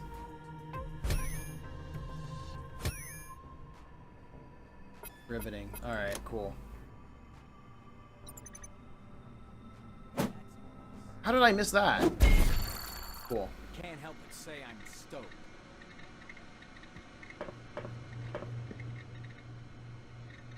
Make it quick. Oh, he, wait. Can you put your weapon, can you put the weapon away first? He raises his hand slightly, staring at you. And hide your weapon. Thanks, that's much better. Listen, Winston nods, reassured. Botherby nods grandly. You made it through training without making a total fool of yourself. Congratulations. I'll send a report up the chain about your completely unanticipated success. You're dismissed, employee. Doesn't need to be that mean. Aren't strangers to sci-fi here? The detailed plans are ready. And according to them, there will soon be a real resort city. Why is she still here? Please stand by for decontamination to end. Therapeutic science. I don't know about you, but I'm sure I'll come here in a year.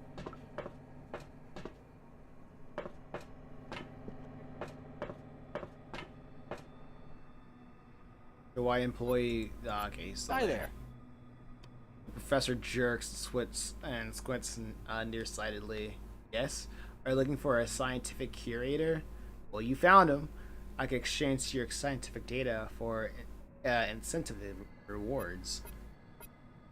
I'll let you know what forefather points reflected off the screen. Okay, what are those?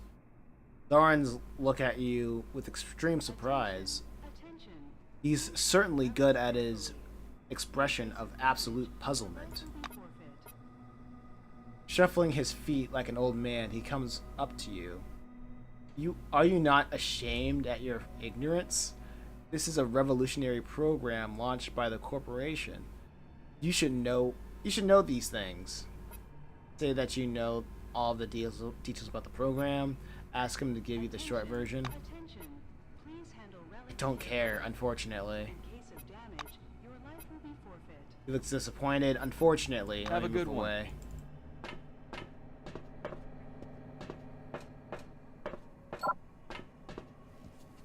This, man. Von Olden gestures back at the eco-zone. You haven't completed scanning everything yet. Finish the task first. Why is everybody so mean? Why can't people just be nice to me? Oh yeah, let me just take all of this. No repercussions.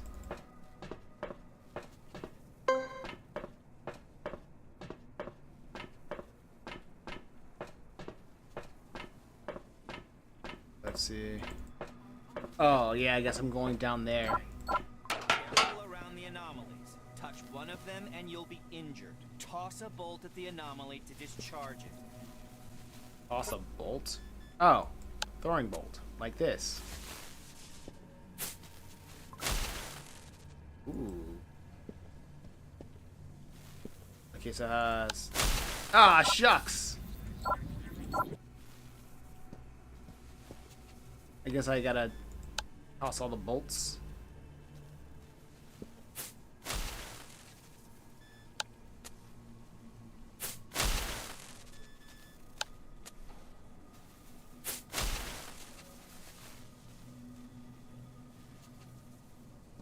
Can I talk to you now?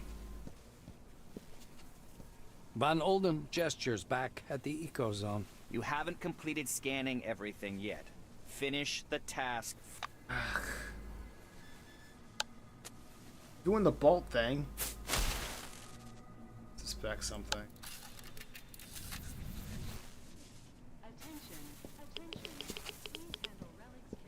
Alright. Don't touch the relics with your hands, employee. Use your scanner. Radiation sickness will not add to your knowledge. Journal entry. A successful scanning attempt. You're doing all right so far. Go ahead. Man, why is everybody a jerk?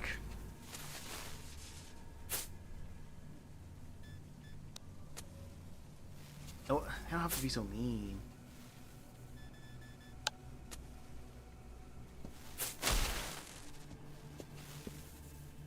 No, I didn't mean to. Well, yeah, whatever.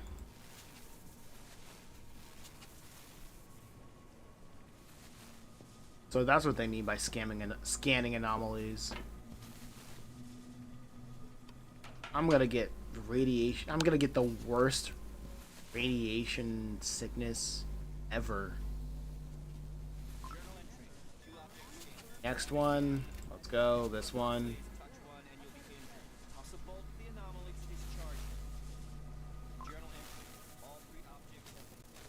Wow, this is... Okay, cool. Let's go. Sebastian meets you on the platform. Your finishing time is within the acceptable range. I am acceptable, thank you. He clicks the stopwatch button, fixing the result time. Wait and see what he has to say next. The scientist turns back to his notes. Not bad. One question. You observed several anomalies while scanning. Why do you think they appeared? I'd like to hear your opinion. Suggests that the anomalies can sense electronics. The scientist assumes a superior expression. I knew you'd come up with something like that. I see you understand nothing about the nature of anomalies. So let me add a couple of points. He glances at the shimmering blue light in the eco-zone. The truth is, we don't know the precise reason for these phenomenon either. We actually know nothing, no matter how much we try to convince ourselves otherwise. And why were you so smug about that? About that me not knowing? Sebastian points a thin finger at the clustered lightning. I personally believe that the anomalies are the dome's security mechanism. The ones you saw are relatively harmless, but there are different anomalies in the desert, phenomenon that toy with the human mind. Van Olden clasps his hands behind his back. I know you don't care, but I'll say it anyway. Scientists today are required to be wonder workers who can heal cancer with a wave of their hand and solve the secrets of the universe during their coffee break.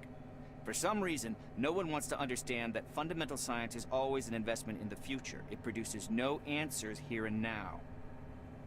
The White's gaze strays back to his clipboard. If something terrible happens under the dome one day, and I'm sure it will, science will protect no one.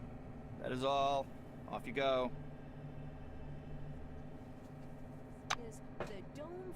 I absolutely hate writers every time they say the word science. Feels like every time somebody writes the word science, they don't know what it means, especially in sci-fi.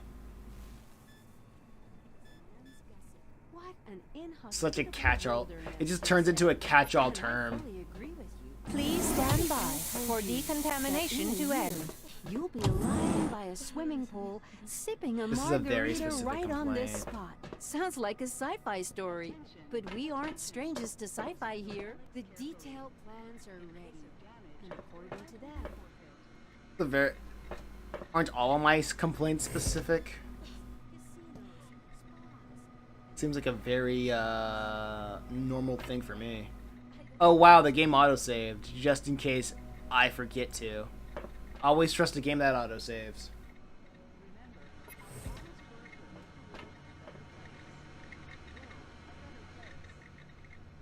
Okay. Why are you bugging me?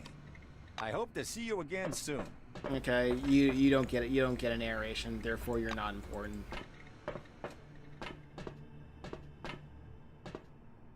No narration. Hi there. Not important. See ya. Hey, you're at it again, asshole. Okay, you got me, Butch. Old habits. Could you interrupted some sort of a game? Through oranges freeze and arms stretched out. I don't care. I gained experience. Oh yeah, we're going to. Time for work, right guys? Says to his colleagues. Oranges share a look hastily withdraw, leaving you behind. Door, mirror. Yeah, let's advance this game as much as possible. Hey you, yeah you, dumbass. Before you look at a large, hairy orange with a funny round little glasses. He has a pack of fish snacks in his hands, and he dips his fingers in it, carefully fishing out small pieces out. Daryl Gilmore, loader, he says, with a badge on his chest. He resettles his glasses on his nose and looks quickly around. Then he puts an arm around your shoulders and puts an arm around your shoulders and pulls you to him. Long story short, kitten, I have one offer, a business offer. Smell what I'm cooking? Okay, here's the thing. Do you see the hall behind my back? I've just returned from shipping. I've been moving some crates. They haven't sealed. They weren't sealed for transit yet. So I've checked a few of them out, and looky, there are relics inside. I thought they were rubbish at first, but no, these are solid relics. Category 2. Hold on. Daryl scoops a hand of orange-dyed crumbled something out of his pack and puts it into his mouth. He chews and swallows, and then goes on. Anyway, I can't get to those crates. There's these guards there now. But you look like you look like the sort who easily blends in. Would you sneak in like a ninja and grab something lying about? Well, don't forget about me, of course. No, I don't care. You should at least think about I it, hope Ken. to see you again soon. I don't care.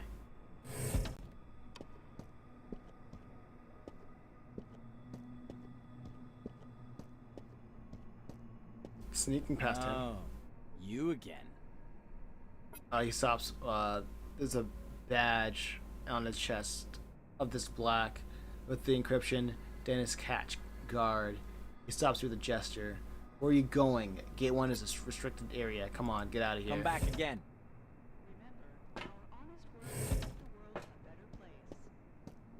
Guess I can't walk in here.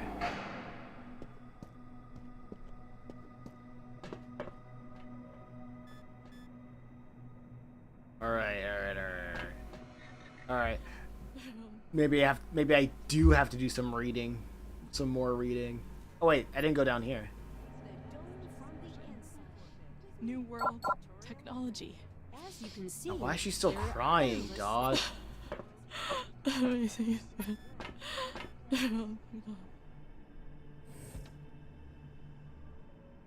Okay, look at this snob. What's going on here? I am. Hey, buddy. My name's Milo Randall. I'll chat for a couple minutes. I'll guarantee it'll change your life. I just want to get to the fun part. I just want to have fun. I just want to have fun. Ed, spit it out. I can see that something's bothering you. What's this? Let's talk to Adolf. Please come here. There's an urgent task for you. I'm all ears. A tall man in his 40s mechanically touch the brim of his black cap, then extends his hand to shake. His fingers are rock hard, but he withdraws his hands as soon as you touch it. The badge says Adolf. Smirch is studying you back, disapprovingly it seems. He wipes the lint off your shoulder and adjusts your collar and jumpsuit. Your uniform could use a wash badly. I'm Adolf, head of the security service. You were to be sent to Magellan, but there was a change of circumstances. The black nods towards the door behind him.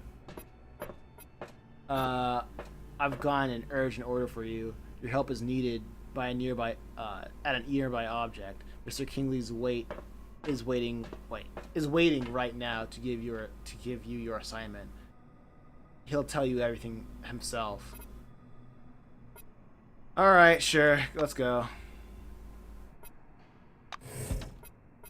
He steps aside, inviting you to enter. Come in, please. The video phone is on the wall over there. Alright. Secret discovered. Oh, I guess I can can I just take this? And no one's gonna say a thing? Well, hello there. Seems about right. Come back again. Don't care. Don't touch that door. Hey. Tell me what to do.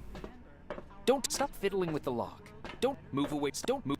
Don't move. Don't move. Don't move. Stop fiddling with the lock. Okay. Oh, video phone. Let's go. The giant display glows welcomingly when you approach. A red light comes on under the screen's steel hood.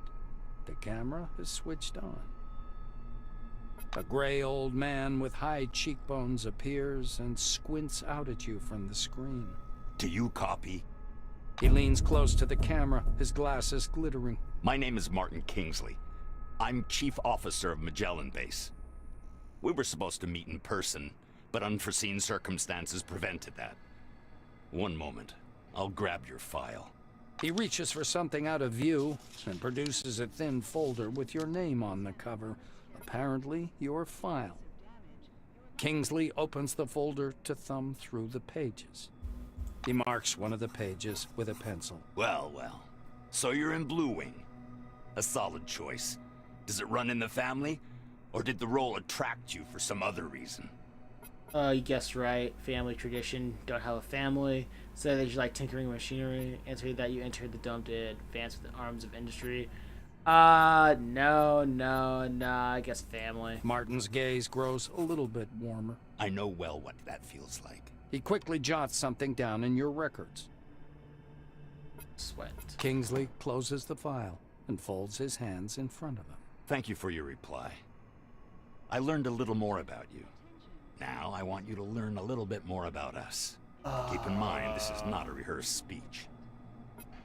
He assumes a serious expression. When the dome was discovered in 1971, it became a scientific and media sensation, a worldwide phenomenon, and likely the most significant discovery in the history of mankind. Good for you. Kingsley drums his fingers on the unseen desk, his gaze focused somewhere beyond. I see. You were enticed here by radio advertising, telefilms, and all those interviews, billboards at every turn. Crotus wants the world to see the Dome as a stage where something merry and fascinating is going on. But now that you're actually here, I want you to see the real picture. It's such a shame how intros are the hardest thing to do. How to make a captivating intro for a video game like this. It feels like writers of this genre of video game, they want to impress you by throwing as much lore at you as possible before you, and they just assume that you're already tapped in since you bought the game. You care, you know what I mean? You can't make out his eyes behind the glare on his spectacles, but he seems to be staring directly at you. Here's the truth. Nobody was waiting for us inside the Dome. It's neither a treasury of technologies nor a cemetery of the ancients. Perhaps what we're doing now is defusing the world's most complicated bomb. Will our mission thrive? I believe so. If we work together and everybody does their part. I thought Disco Elysium made it pretty interesting. I think Disco Elysium was very interesting just by the gambling aspect of if something's gonna work out well or not. That whole mechanic of failing a check, because even though if you get like 70%, is such a rush. It's like it just added an element of gambling, of failure,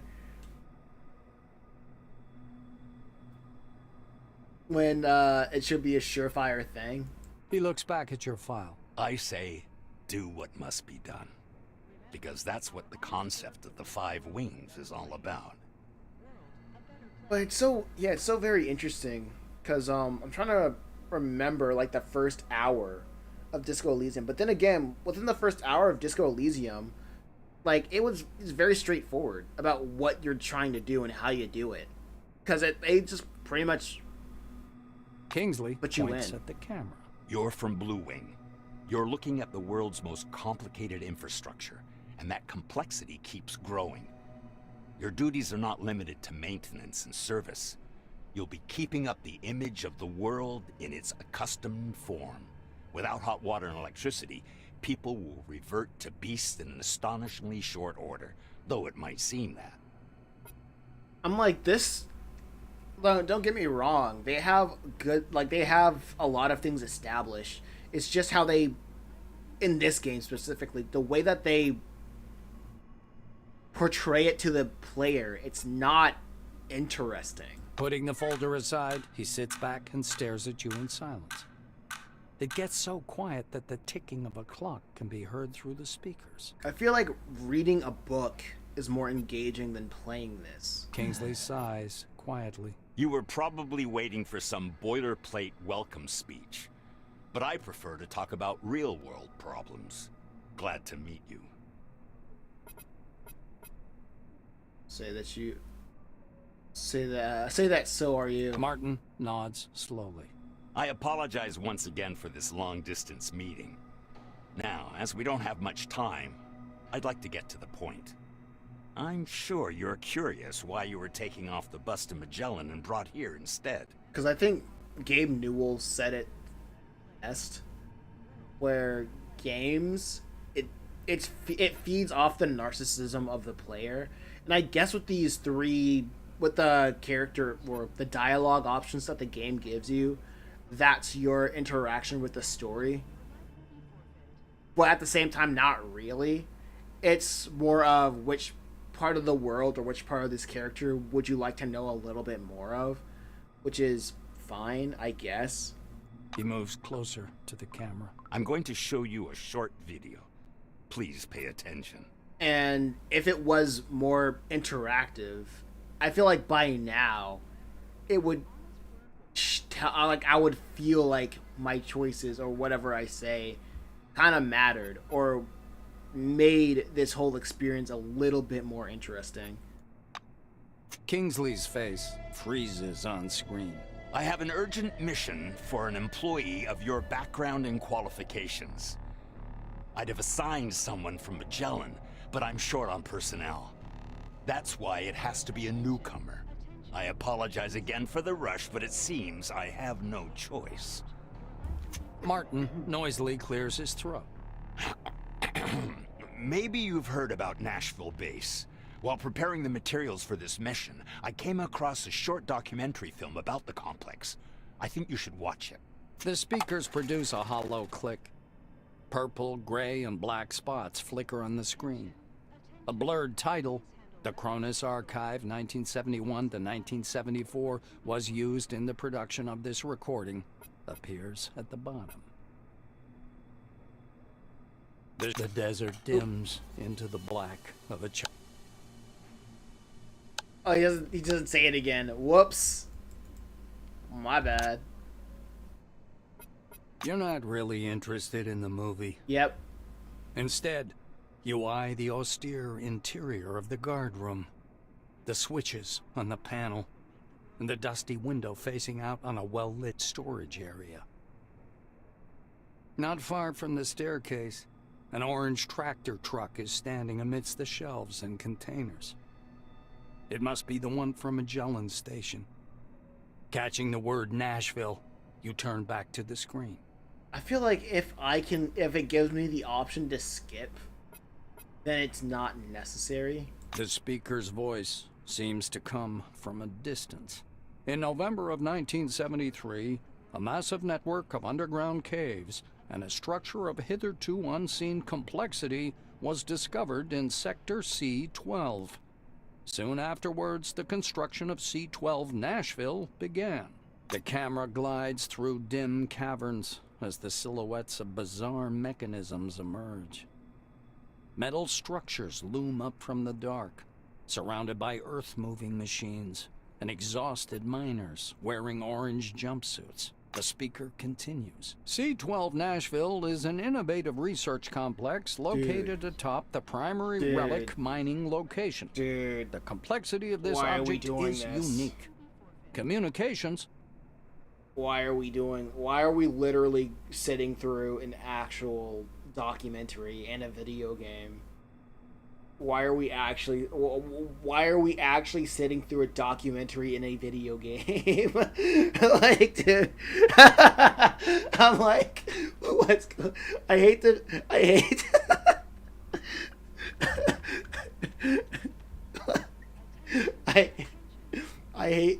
to be that guy, to sound like, oh man, where's the Fortnite, where's the shitty bang bang, but like, it's just not interesting. I'm like, what's going? Give me a Pope in the pool moment. Come on. The film abruptly cuts out, and Kingsley's face reappears. The rest of this information is classified. Hopefully you get the main idea. So Kingsley, Nashville is a very special place. Cool. Kingsley lowers his eyes and I don't flips care through about Nashville. Martin What is my adjusts task? his glasses. So, the task. Nashville Base stopped transmitting and receiving signals yesterday evening. A reconnaissance group was sent out earlier today, but we haven't heard anything. Can I Chief be with officer them? rubs his forehead. Can we start Normally, inside I would Nashville? never give this task to a newcomer like yourself, but I just don't have enough people. He looks down at the documents again. Furthermore, the group was lacking someone with your specialization. The communication problem appears to be more severe than I thought. Nashville's technicians could use another Blue Winger's help. Kingsley is looking into the camera once more. This Your is like task a is to very get good. to Nashville, figure out whatever's behind the communication problem, get in touch with the group, and work with them to solve the problem. Honestly, this is the shining example of why a lot of stories start in the thick of it, start in the middle of conflict. I'm not the biggest fan of it, not gonna lie, because that's when it feels like jingling keys. You know what I mean? But there's just The so chief much officer build-up. carefully returns the documents to the folder. Kingsley's questions. hand reaches toward the camera. Great to hear. Take care of yourself. I'll talk to you later. But jingling keys is very important in a video game. Doing things is very important in a video game. I was just listening to a lecture. Why am I being lectured in a video game when I just started? I just started playing. It just feels so weird and unnecessary. Like a lot of the tutorials. A lot of this tutorial could start while I'm in the thick of combat. I know what it is. The truck is covered in desert dust, and its engine is burning hot. It feels like the car has come a long way before it got here. Once you put your hand on the cockpit, almost imperceptible noise like the rustle of the ocean fills your head. A slight tingling sensation occurs on the tips of your fingers as if it was from a weak current. You're heartless, Wolf. Probably got like a crap ton of radiation on it. Forgot something? Leave. Have a good one. Let me talk to this guy. Give suicidal orders? What?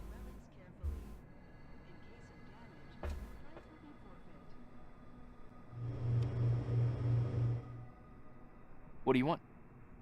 Okay, you're not Bye-bye. important.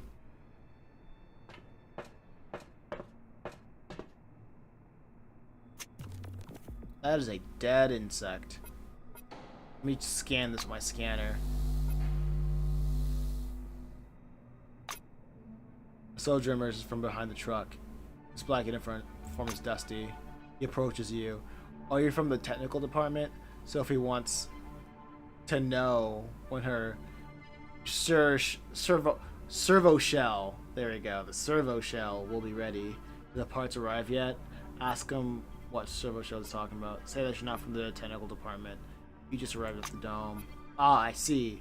I'll tell you what to expect. Endless crawling through ventilation ducts and repairing air conditioners, as well as mainframes, kettles, coffee machines. Most of your time will be wasted on ordering parts from the bureaucrats, and then you'll be working into the night and avoid a fine. Working into the night to avoid a fine from the Silvers. Yeah, can I play that? Can I get to that part now? To make it short, you bust your butt for no thanks. I know. My sister works from the service center. He watches you closely, rushing your facial expressions.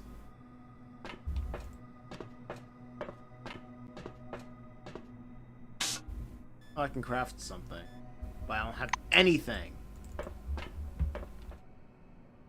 Jupiter moon car. Open this door and get in. Look in the back seat. Look at everything till I find something. In the glove compartment, you find a old magazine. Start the engine.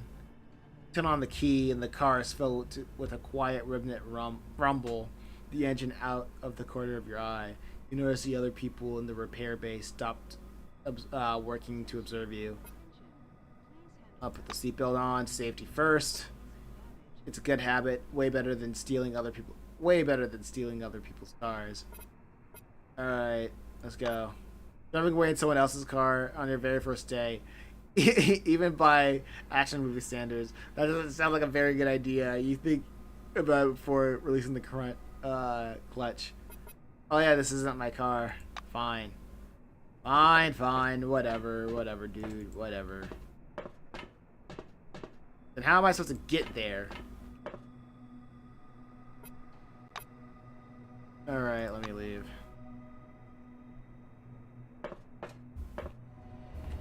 Oh, am I supposed to use this? Alright, you must be the transport he's been talking about. The driver's side door is open. A young woman is sitting sideways in the driver's seat, legs hanging out. Good day. I'm Clara Morgan, and you're the novice going to Nashville, right? What's your name? How do you feel? Do you mind if I smoke in the car? Her handshake is surprisingly firm. Clara smells soap, some fragrance, and slight gasoline. Alright, can I introduce myself? Nice to meet you too. How do you like the load capsule and the funicular? I've got nuts. You want some? Or candy? Oh, I've got chocolate covered fruit. Try some. Did you know candied fruit are dried and then boiled in syrup? Alright. You climb into the cabin to plunk yourself down in the passenger seat. The truck seems bigger on the inside. A wooden rosary is hanging from the driver's mirror. The radio murmurs quietly. Oh, are we going then? I should probably go now. The roads are bad. Very little asphalt. Dirt tracks mostly. God willing, we'll get there before the storm hits. Mind if I turn the radio up a bit? Do you like music? Blues? Gospel? I, for instance, like. You can't make out what Clara likes. The roar of the engines smothers the rest of her sentence. The truck blurted out with emotion. Whoa, it's like Fallout.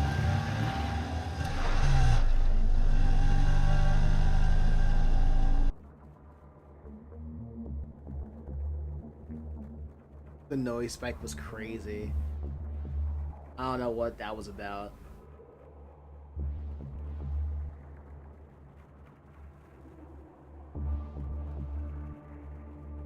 Oh my gosh, this game. How many hours were that? We got one more hour. This game has one more hour to make it up. It has one more hour to fix itself.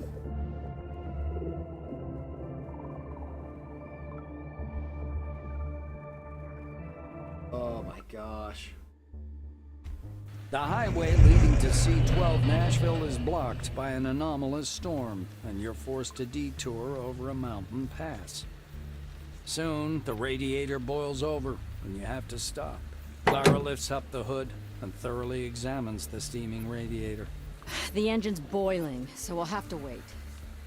You do know what happens when a car boils, right? The Blue shuts her mouth abruptly and stares anxiously at the dark funnel cloud dancing on the horizon. Now that you're on higher ground, it's clear that the storm has overtaken a fairly large section of road. It will be difficult to pass. Alright, what should I do next? next? The Blue looks at the engine again. We wait. As soon as it cools down, we'll go. This storm worries me more, but it's not an insurmountable problem. I heard there are some relics at the local gas station that protect against anomalies. You could even accidentally step on one out here, they say. Mysterious are the ways of the Lord. Ask her to tell about tell more about the relics. Ask about the anomaly storms like this one.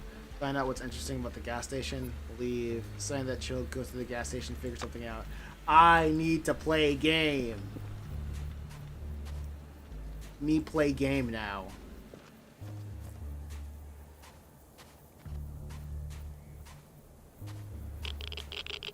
Oh snap, I'm dying. Oh no.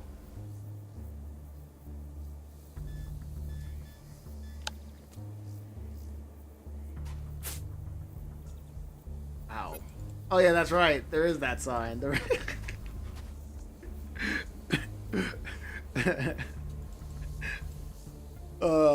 Radioactive biohazard sign. Oh yeah, another sign that says don't. Another sign that says don't walk up here. Dang. Do not attach yourself to earthly things. You must rise Oh, what the above heck is all this that? consumer nonsense. That's a dirt. But A Ravi, decommissioned turret. you steal food from shops yourself. Of course I do. That's my way of rising above market law. Or do you think it's right to feed capitalists just so they can start another war? Yeah, let's see what's going on here. Come on in, since you're already here. Oh, we talking about something esoteric over here. You approach the table as you catch the end of a strange dialogue. A gray, long-haired man in a silver jacket, making weird gestures as he confidently explains something to a young girl standing next to him. The only logical and undoubtedly correct answer is the dome vibrates out of sync with the universe, hence all the anomalies. Seeing you, he raises 2 fingers in a peace sign. The man radiates a calm and goodwill. Peace be upon you. My name is some rabid dark whatever that guy is. This is my sister Swallow. That's a crazy name. With her outsized pupils, Sister Swallow's eyes remind you of twin forefather anomalies. She stretches herself out on top of the tables, as if hoping to melt into it. Oh, hello. Oh, my fingers are warm. Lines, waves, lines. That guy looks from her to you and giggles like a child. I'm sorry. When I feel good, I like to share it with my neighbor. Ignore it, please. Swallow rubs her cheek against the table surface, absolutely peace written all over her face. The cult leader sways slightly on the couch and weaves an invisible pattern on the air with his fingers. These two have taken enough drugs to knock out an entire Blackwing squadron. Having guessed that you're what you're thinking, the silver gives you a tricky smile. Well, haha. Well, consciousness doesn't widen itself. You have to help it along. It's very good for deep spiritual discussions, you know. Say it's unacceptable what you're doing and report this to the divine. I'm not a narc. I don't feel like being a narc today. Calm them down. It's okay. They can widen their consciousness as much as they want. I wouldn't say that either. And that you wouldn't mind. So be a narc. Say it's okay. I can't. Okay, sure. I'll just want to leave. That's a very wise attitude to take, isn't it, Swallow? The girl nods enthusiastically. That guy slaps himself in the forehead. What a crazy pants I am. I forgot that I brought Jutha Jones with me. Have you heard about him? Oh, I've read some. I'll read some of my favorite quotes aloud. Join our book club if you wish. Club. He chuckles again. I hope to see you again soon. Depend on rational knowledge. Reason leads us up a blind alley. That was stupid. A weird, scruffy old man with a matted beard Narration, is sitting thank in you. front of Goodness the checkout gracious. terminal. The badge on his blue jumpsuit is long since bleached away. The name Aaron Melville is written there in black marker. With a groan, he picks up a magnifying glass and, peering through it, begins poking at the keyboard with one knobby finger. The computer plays a short tune. Checkmate, the system declares. The old man angrily sets the magnifying glass aside. A Grand Master? You're a piece of junk, not a Grand Master. And a cheater to boot. He raises his head to squint in your direction. Eh? What do you want? I don't advise eating here, and there's nothing to buy. And either way, we're closed. The shopkeeper rises from his seat, and you notice he's sporting a peg where his left leg should be. Ask why he's so unfriendly with visitors. Don't really care. Why wouldn't say you wouldn't mind a snack? Say your truck broke down. Yeah, my truck broke down. The old man throws up his hands with a scowl. Oh, then go fix it. Why is everybody such a jerk here? How do I protect truck from the anomalies? Melville reluctantly points a crooked finger at the front door. Go out there and walk over to the gas station. Go down to the basement. There's an anomaly, a tree. It's glowing. And there are some golden thingies hanging off it. We make special devices from that fruit called anomaly protectors. Should one be laying around on the floor, go grab it, then put it in the truck and bug off to...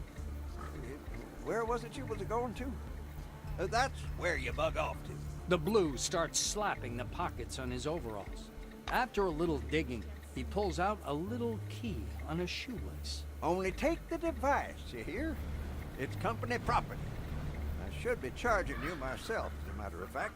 I just noticed the equal rights poster over here. I was like, oh yeah, I forgot. This is the 70s. I guess. I guess. This is so weird.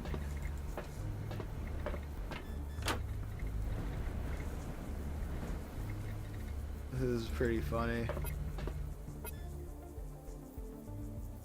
We're on another planet. Is this another planet or is it Earth? I think it's another planet. Okay, what's going on over here? Oh, large container. Time for me to take stuff. Oh, can I not walk over there? Oh, I have to go through this entire gauntlet, I guess. No, wait. No, I can't. It's locked out.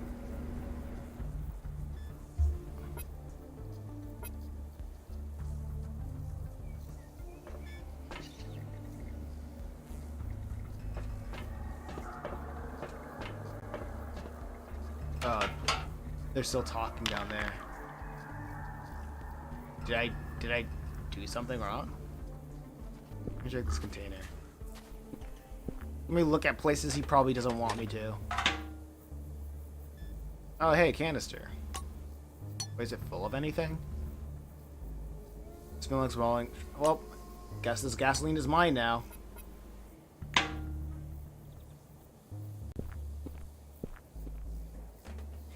I'm sure they won't mind. Whoa, money. It's mine. Just $1. A singular dollar. This. Stack of documents, some coffee. Okay. Oh, that's pretty. It's pretty cool how detailed they are about the junk. It's like, it's not just any junk. It is junk made for this specific person. Which I can admire the attention to detail that they put in. Oh, what's this? Oh wow! Look at that. It's mine now. And that's kind of the thing with these kinds of games. It is always about the attention to detail. Can I talk to this guy, or is he a threat?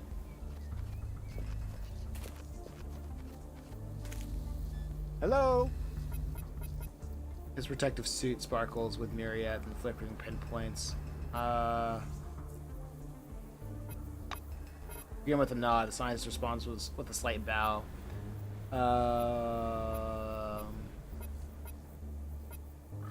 Sorry, I just don't It was care. nice chatting. Yeah, sorry, I don't care. The world looks cool. Yeah. I'll give it that.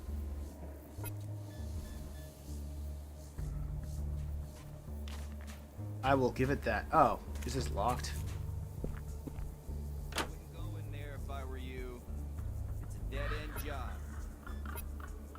Oh, who said that? Oh, it's this guy. What do you mean by that? Howdy. A man in a dirty blue jumpsuit is sitting on the bench by the gas station. He's holding up a cotton pad, balancing a piece of rock on his knees. The blue moistens the cotton pad with alcohol and runs it over the stone. Then he squeezes the essence into a metal jar. The jar emits a golden light. The cotton pad freezes mid-wipe, and the blue looks up. You read the badge. I'm not reading. Travis Brightman. Explosive ordnance disposal. Are you going to inside the gas station? I wouldn't recommend it. What's wrong? It's like this. There are all kinds of anomalies, and some of them are just horrible. You got me? There are just a bunch of places and awful things happen. Things happen to anyone who stumbles across them. The gas station itself isn't that bad, but the basement. There's something there. Something like a tree. And it's running out of the room. Soon it'll be too big for the space. Mark my words. Sometimes it sheds these smaller these smaller relics. They're nothing special, but they do protect you from all kinds of anomalies, which is useful. I found one myself, but the effect is already worn off, and I'm not going back for another. Alright, alright. There's something in the basement. There's something in the basement. A very skeezy someone. Someone in the basement. A very skeezy someone. How come this can run but not Boulder's Gate? Man, maybe I should give Boulder's Gate another try. Maybe it will run better with whatchamacallit, my operating system. Ask if there's something. Alright, move away. I hope to see you again soon. Hope so too. Save game. Yep.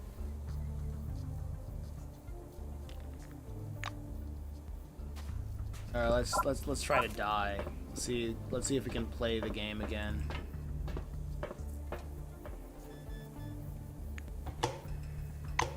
Okay, that's an anomaly, right? Those are anomalies. I suspect.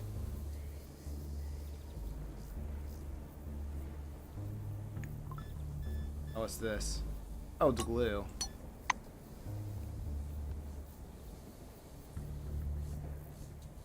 Military grade web med kit. You're gonna cancel. Gotta take all of it.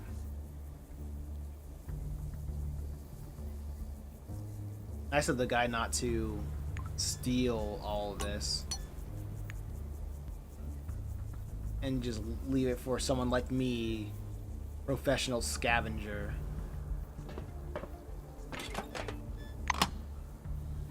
Just check these boxes.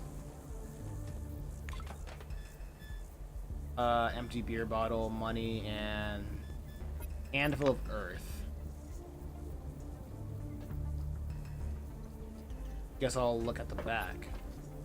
Oh wait, your personal box. Oh, it's one of those things where... Oh, it's locked.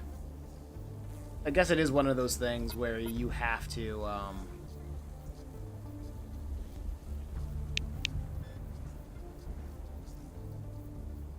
It's one of those things where you have to, that will, like, travel around with you.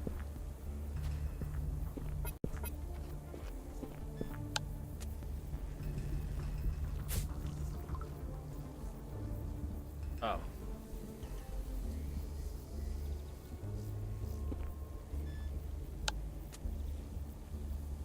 Guess there's that.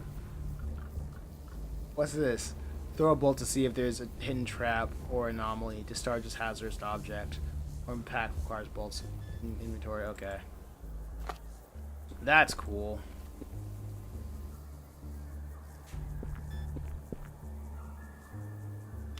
I have 0 rads. Or radiation poisoning. Holy crap. Okay. Okay. Let me go back to the woman. Clara. Clara. The sky had a baby. Clara briefly looks up from poking around the engine. So, how's the situation? Sure you don't want some nuts? Water, maybe. I have some here. Ask her about your The mission. blue unscrews a nozzle from under the block, examines it, then screws it back in place. Huh? The mission? I missed that part. Sorry. I caught that SpongeBob reference. Kingsley told me to take you to your group. They've lost connection with them. You don't know anything about that, do you? I don't care. Sorry.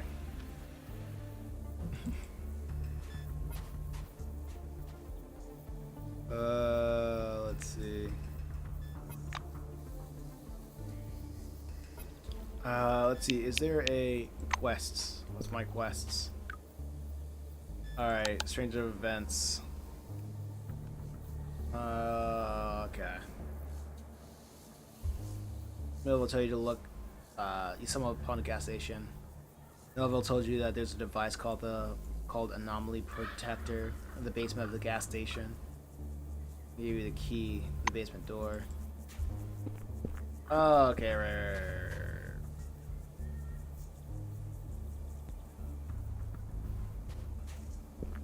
I didn't see... Oh. Do I get... No, I don't get to the basement door. Like, this isn't... Yeah, this is the gas station, but where's the... It's the basement.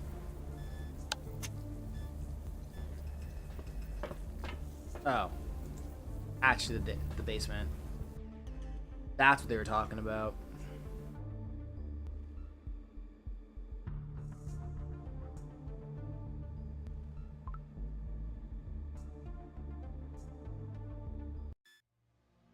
Let's go. Oh, wow.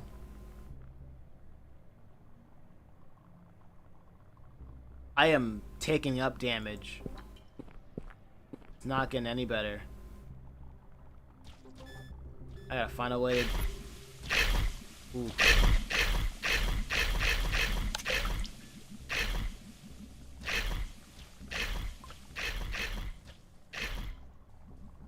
Oh. This is not good.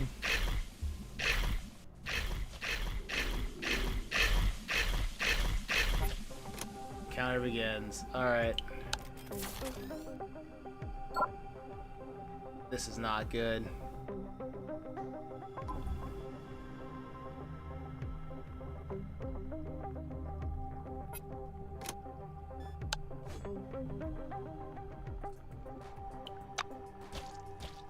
How bad will this be? Oh, wow. Pretty bad. He's got a lot of health. This is not gonna toxic corrosion. I should probably... Oh, wow. 93, huh?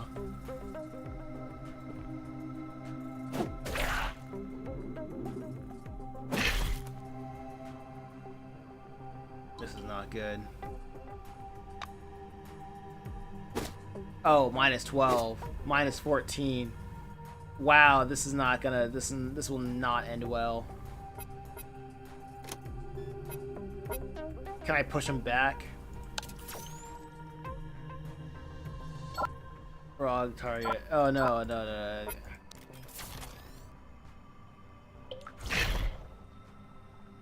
Well, that did nothing.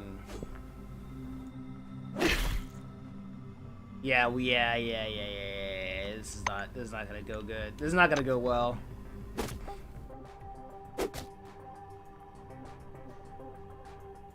Next round. Okay, I need to be a little bit smarter than this. That's the anti-radiation. Or I can cheat and give myself some hit points. But he is absolutely going to suspect something. Oh boy. This is not going to be good. I am dying. I'm going to die in the next round. Oh wow, that was a pretty good one.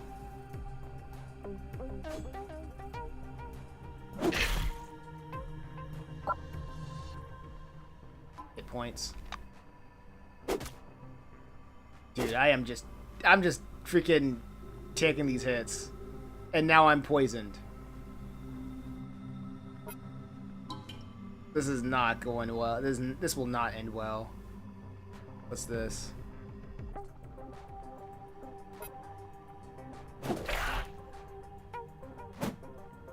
And I missed.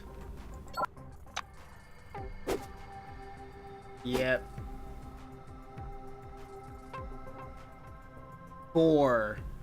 Yeah, this is not good. What's this? Depression, agile, energy resistance. I love how my coworker just it's just like, yeah, having fun, huh?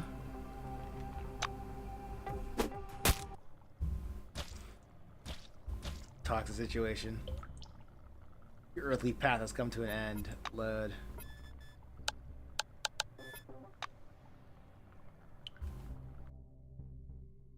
Well, first, I guess if I had a gun, I would have been able to, like, kill it or something. Or just, like, shoot the barrels.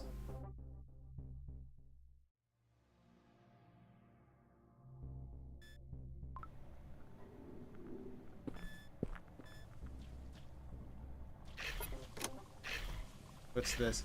Teleports a target with a 15-meter radius. Does not affect large targets. Teleports the target. What's this? Wrong target. Does he see me? Incredibly fast. Oh.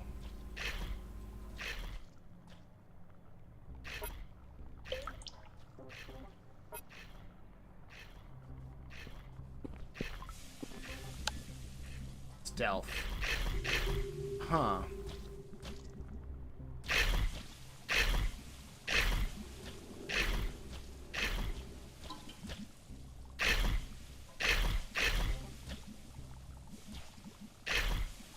Oh, I'm dying here.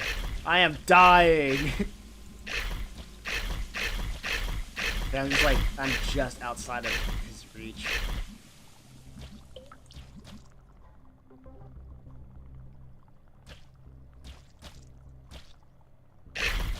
Okay, can I... Come on. Well, okay. This is how I learn. This is how I learn. Sounds like the Minecraft eating sound. Okay, so I can beat him up. But that's not the best idea. I don't like the... How do I get rid of the those anomalies? I guess I can't clean them up.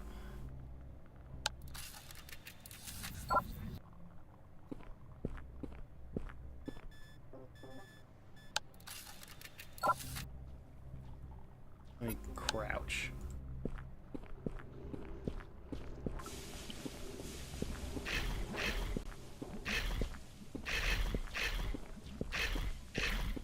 Gotta be quick, gotta be quick, gotta be quick, gotta be quick. Just...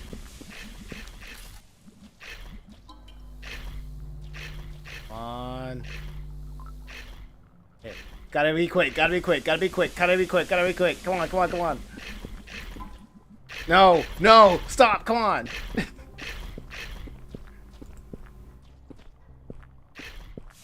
No!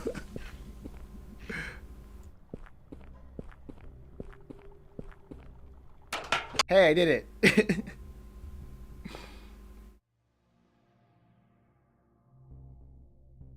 That actually worked.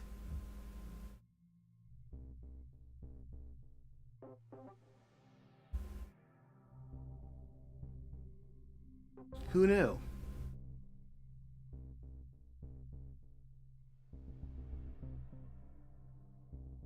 I'm sure there were a lot of different ways I could have taken that guy out. However,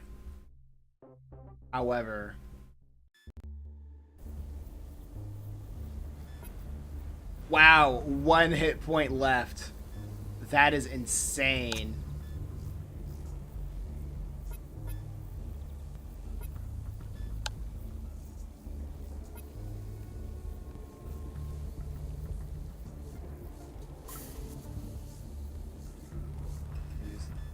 Stop that. That is crazy. Are you winning, son? Sort of. I did something. Wait, no, I don't want to... No, let me just talk to him.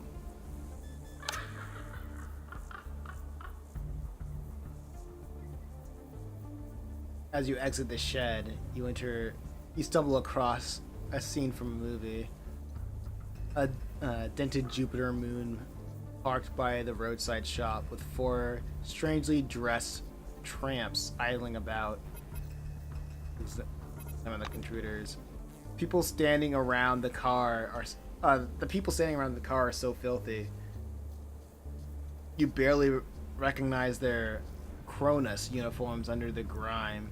The name tags have been removed, of course, but the ruffians' tattoos make it clear you're facing oranges. Name of the car. The car is in awful shape, despite being brand new. Jupiter's first got chrome-plated fender moldings in February 1976, which means it can't be older than 6 months. The driver's door lock was at some point jacked open with something sharp, a knife or a screwdriver. The car is obviously stolen. You quietly call out, and the bandits turn to you. I didn't do that. One of them must be the leader. Takes a step in your direction, eyeing your clothes. Well. Who's in what? Well. Who's in the nice, clean uniform? So here's the deal, guest. You and that old cotter behind the counter, you're both gonna chip in our gas. Maybe I won't test your skull today. Tell me you just like the old man in the gas station, and won't be too happy to and would be happy to waste him yourself. Ask for 20 minutes to clinch the deal. Give him the canister. Say that you're ready to chip in. Answer that you got a better idea. Hey, take this canister. It's not like we need it. Well, looky here. It's full. Okay, we're not greedy, so let's call it square. He turns to his companions. What are you staring at? Get your asses inside the car. We got 2 more stops to go. The engine roars and the car skids away, disappearing in the clouds of dust. Hey, getting that canister actually worked. What the heck? That's cool. How you doing, Lamai? Oh, didn't mean to do that. Oh, I can do this. I can change.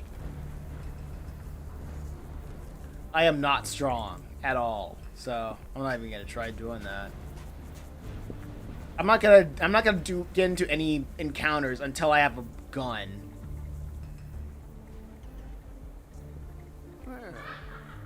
With his gang problems solved, Melville is visibly more hospitable.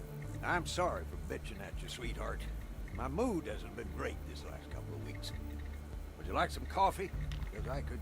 The old man takes off his plastic leg and wraps it on the counter. Hey, anybody want some coffee? Coffee, come on. Okay, how's it here? Ask what's wrong with the local cuisine. Ask Melvin how's life. I kinda don't care. That's the main problem with this game. Hey, sweetheart. Wait a minute. Hold up. The blue claps you on the arm. He looks a bit confused. I was just, I was thinking... I wanted to thank you. Maybe we could go on a picnic. You like picnics, don't you?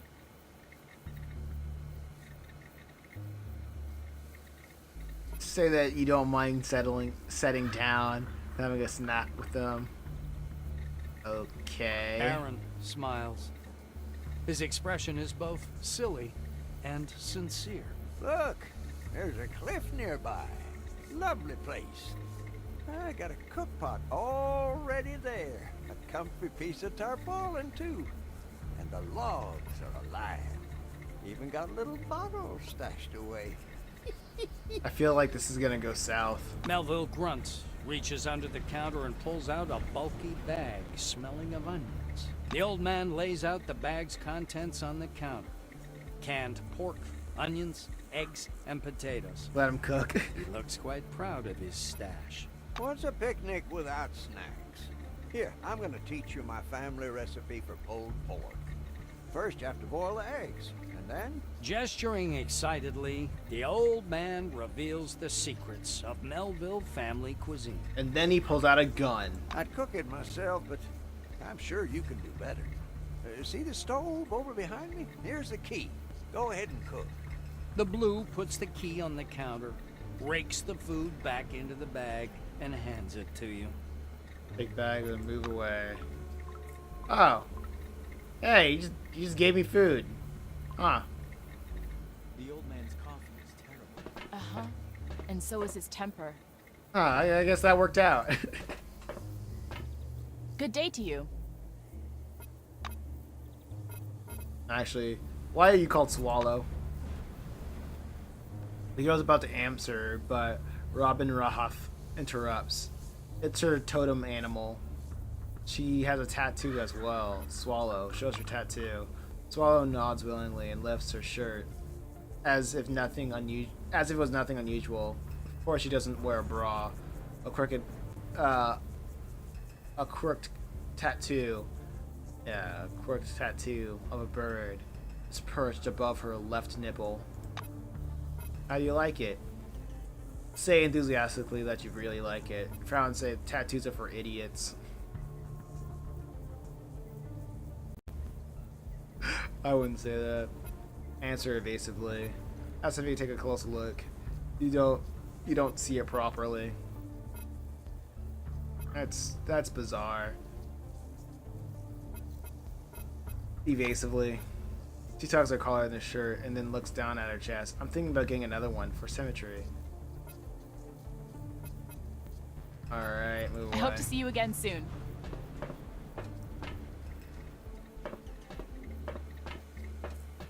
Ugh. Done here. Wait, what was I here anyway? What was I here to do in the first place? Oh yeah, right. Let's look up. I scanned the anomaly at the basement. Was I supposed to kill that thing? These options are what?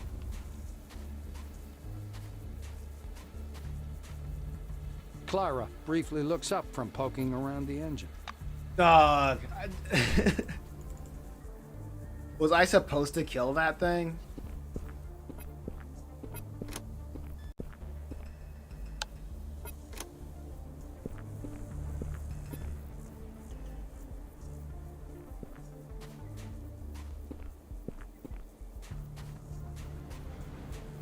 There's no way I can with the things that I got. There's no way. I only have one. Wait, 4. Oh, man. See if I can talk to the other guy over here. Oh, what's going on? What's this?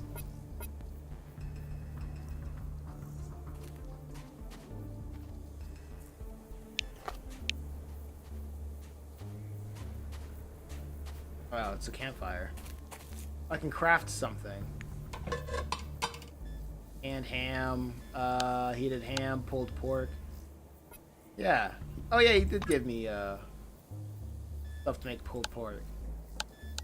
Sick. Now I got pulled pork.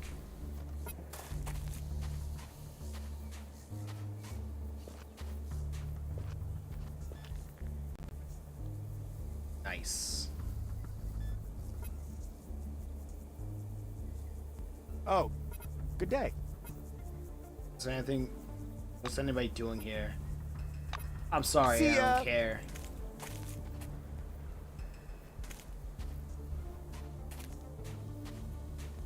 If only it was a somewhat of a linear fashion to make information that make me actually want to learn more about this game. Oh, it's a supply barrel.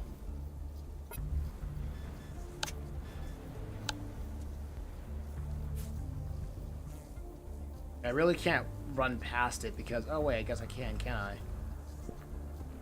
Dude, what? Supply barrel. Oh. Gas station backdoor key. That's bizarre.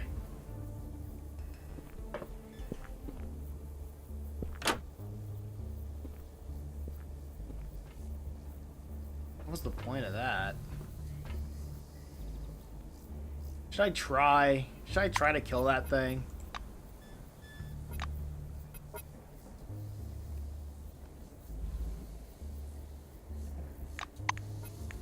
Let's give it a whirl. Give it a whirl.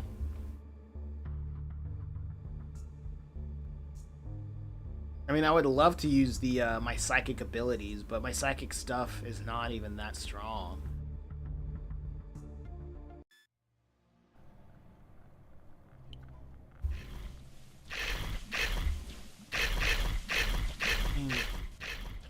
I already looked at this. Story. What's this? Matter. Pipe wrench. Oh, it does a lot more damage.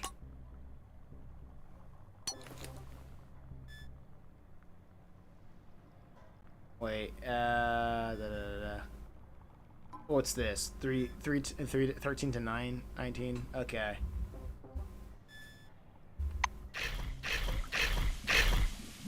Man, this is not gonna work. This is not gonna work out.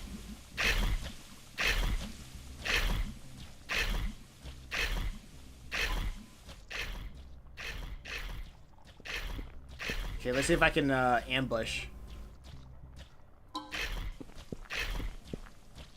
See if I can ambush him.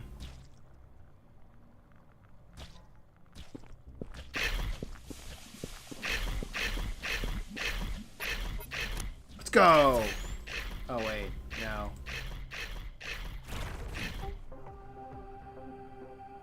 Okay, that helped. Let's try it again. And I missed. Of course I did.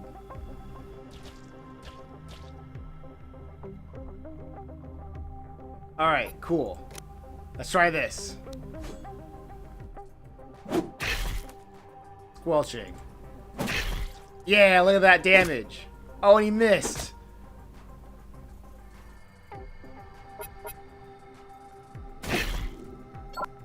Not enough action points. What are you talking about?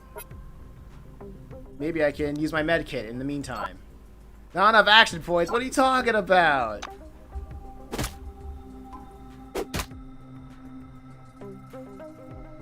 Dude, I am not gonna make this.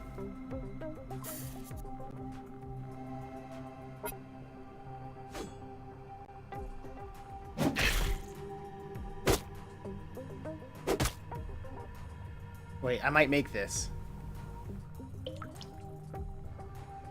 Bam! Not enough action points. Shoot. 4 action points for that? Maybe I could throw the wrench at him. Give him the book. Tool required. Okay, I guess I can't do that. 4, 6, 4, and only 3 AP. Okay, I don't have anything that increases my AP, so I'm just gonna have to take this L. Shoot. Hey, that was a pretty good strat. I'm just not strong enough though.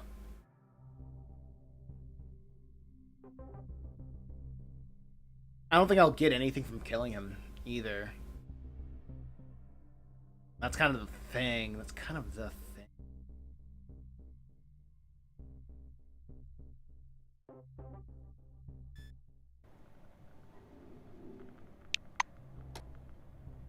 I mean, wait, hold up. Skill points. I have 16 skill points.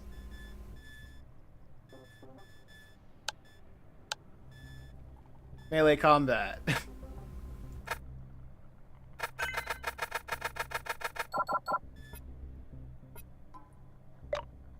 Awesome. Let's test this out.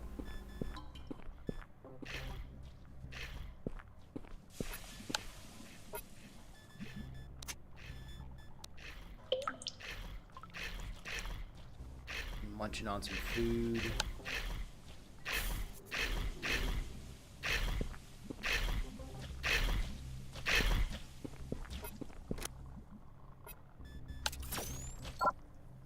Wrong target. What are you talking about? Oh, 12. That's a good one.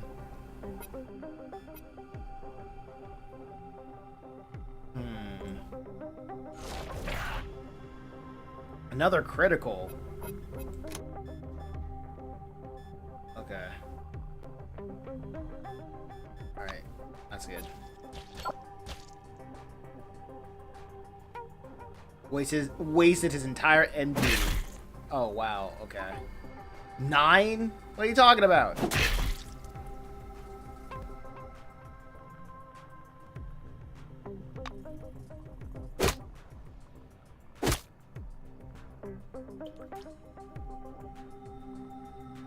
Dude, what are you talking about? 9. Oh, wait, I didn't even change. Ah, shucks. Load game. I didn't even change the inventory. My weapon, I mean. Oh, what a waste.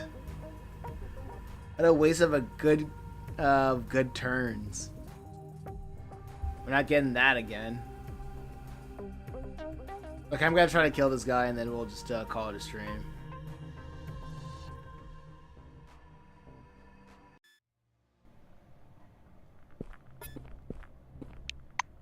Let's go here. Max out the melee weapons. As if that did anything.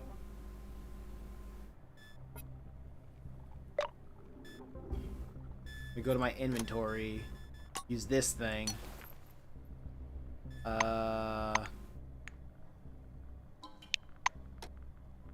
wait. Inventory. Bandage. It's for stopping bleeding. This is medkit. Oh, I should have used the medkit anyway. Oh, wow. Silly me. This is not America. I don't think this takes place. Yeah, this does not take place in America. Okay, I'm just gonna wait for him to look at me. No, like, look away from me, I mean.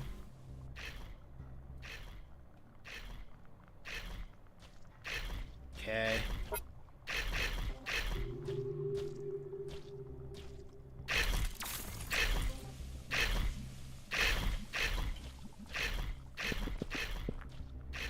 I am unnoticed. Shoot. Okay.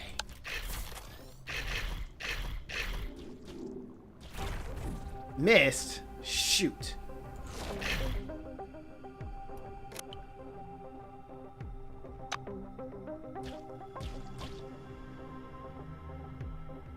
Alright, next round. Let's go. 23! Bam!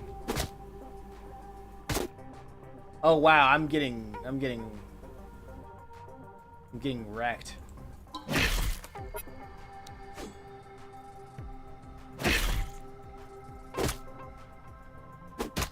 Oh wow, okay, cool. Yeah, cool. I'm gonna need this.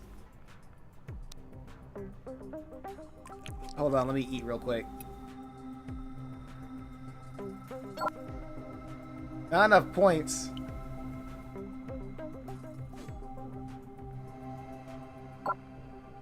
Okay, I got 3 AP. I can just use this. And I missed. Yeah, I gotta kill him in this. I gotta kill him here, or it's over. Yeah, it's over. It's just, yeah, I just can't do anything without guns.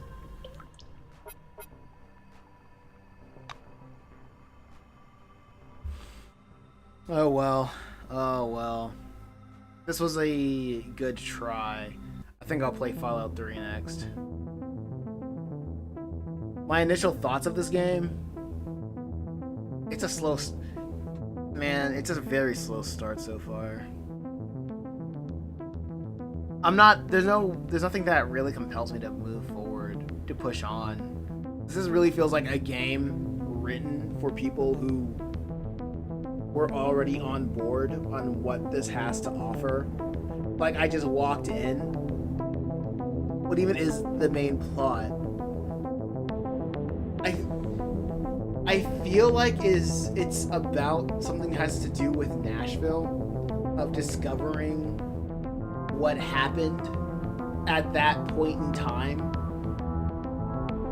Because it feels like the anomalies are important, and the psychic stuff is important, and especially talking about the forefathers of why they.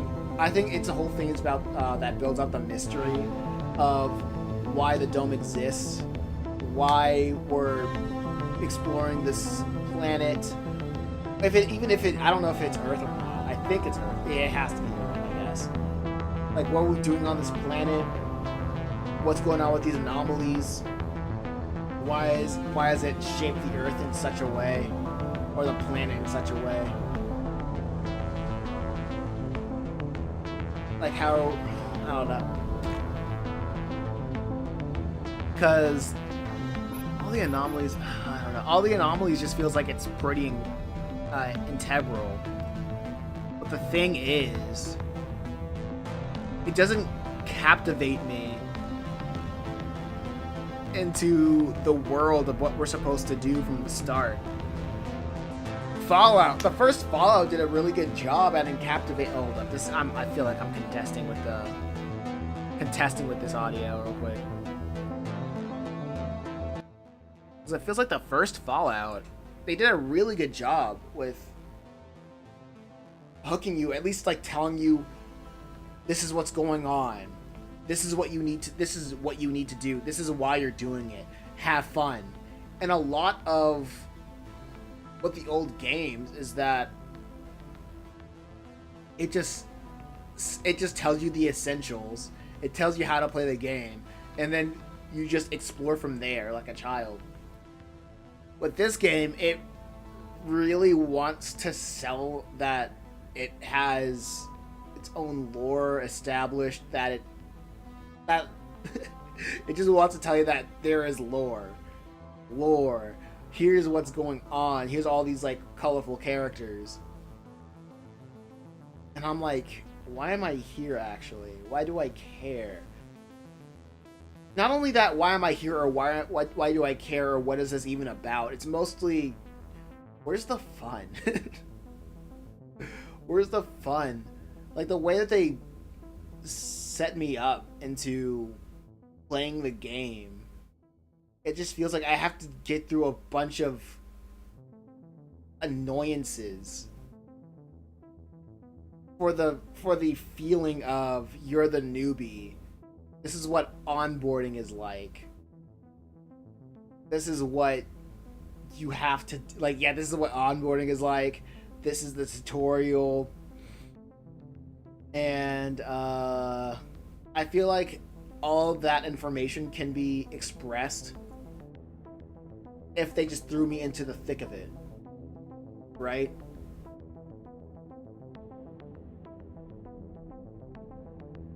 Kind of like, I keep going back. I know, like, Disco Elysium is probably your reference of how to start something up. And even in a Disco Elysium, it started out with a man waking up from a stupor, feeling at the lowest point of his life, with amnesia, and the player tries to piece everything together with the granted information. With exploring the world. With this, I don't feel like I'm exploring the world. It feels very much like an open-ended corridor, which, with characters that I'm not really enthralled about, I liked exploring, but it didn't feel guided. Baldur's Gate also has a cool start. I'll take your word for it. How games should start that's similar to this top-down RPG. Wait. How games should start similar to this top-down RPG view RPG. Baldur's Gate also had a cool start. Yeah, like playing this game blind, not knowing what to go into, and playing top-down RPGs before. This was a pretty rough start. I'm not going to lie.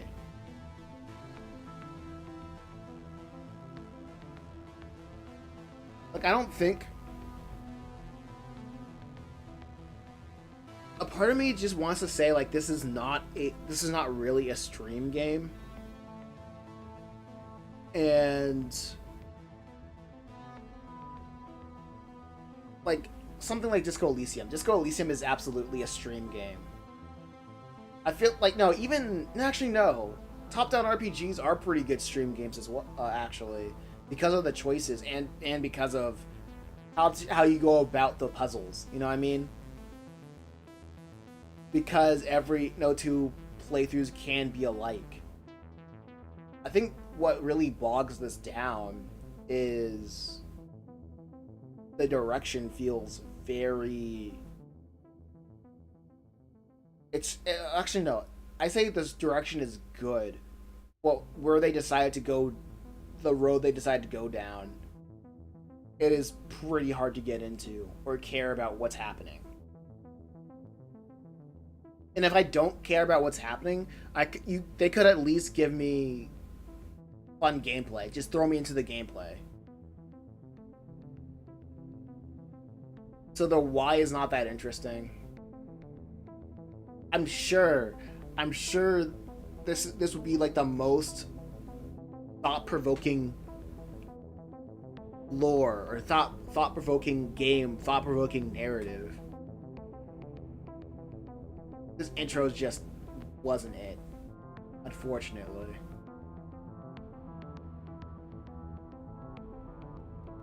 So, I think I'm just gonna probably... I think playing this game for 3 hours is a good tell. It's a good tell. I'm probably just gonna uninstall it and just install Fallout 3, and then we can see how that goes on Friday. All right, Sketch. I'll talk. Wait, hold up. What time is it? Yeah, it's right time. All right, Sketch. You take care. I'm probably gonna go get some food, and see you guys Friday. Peace.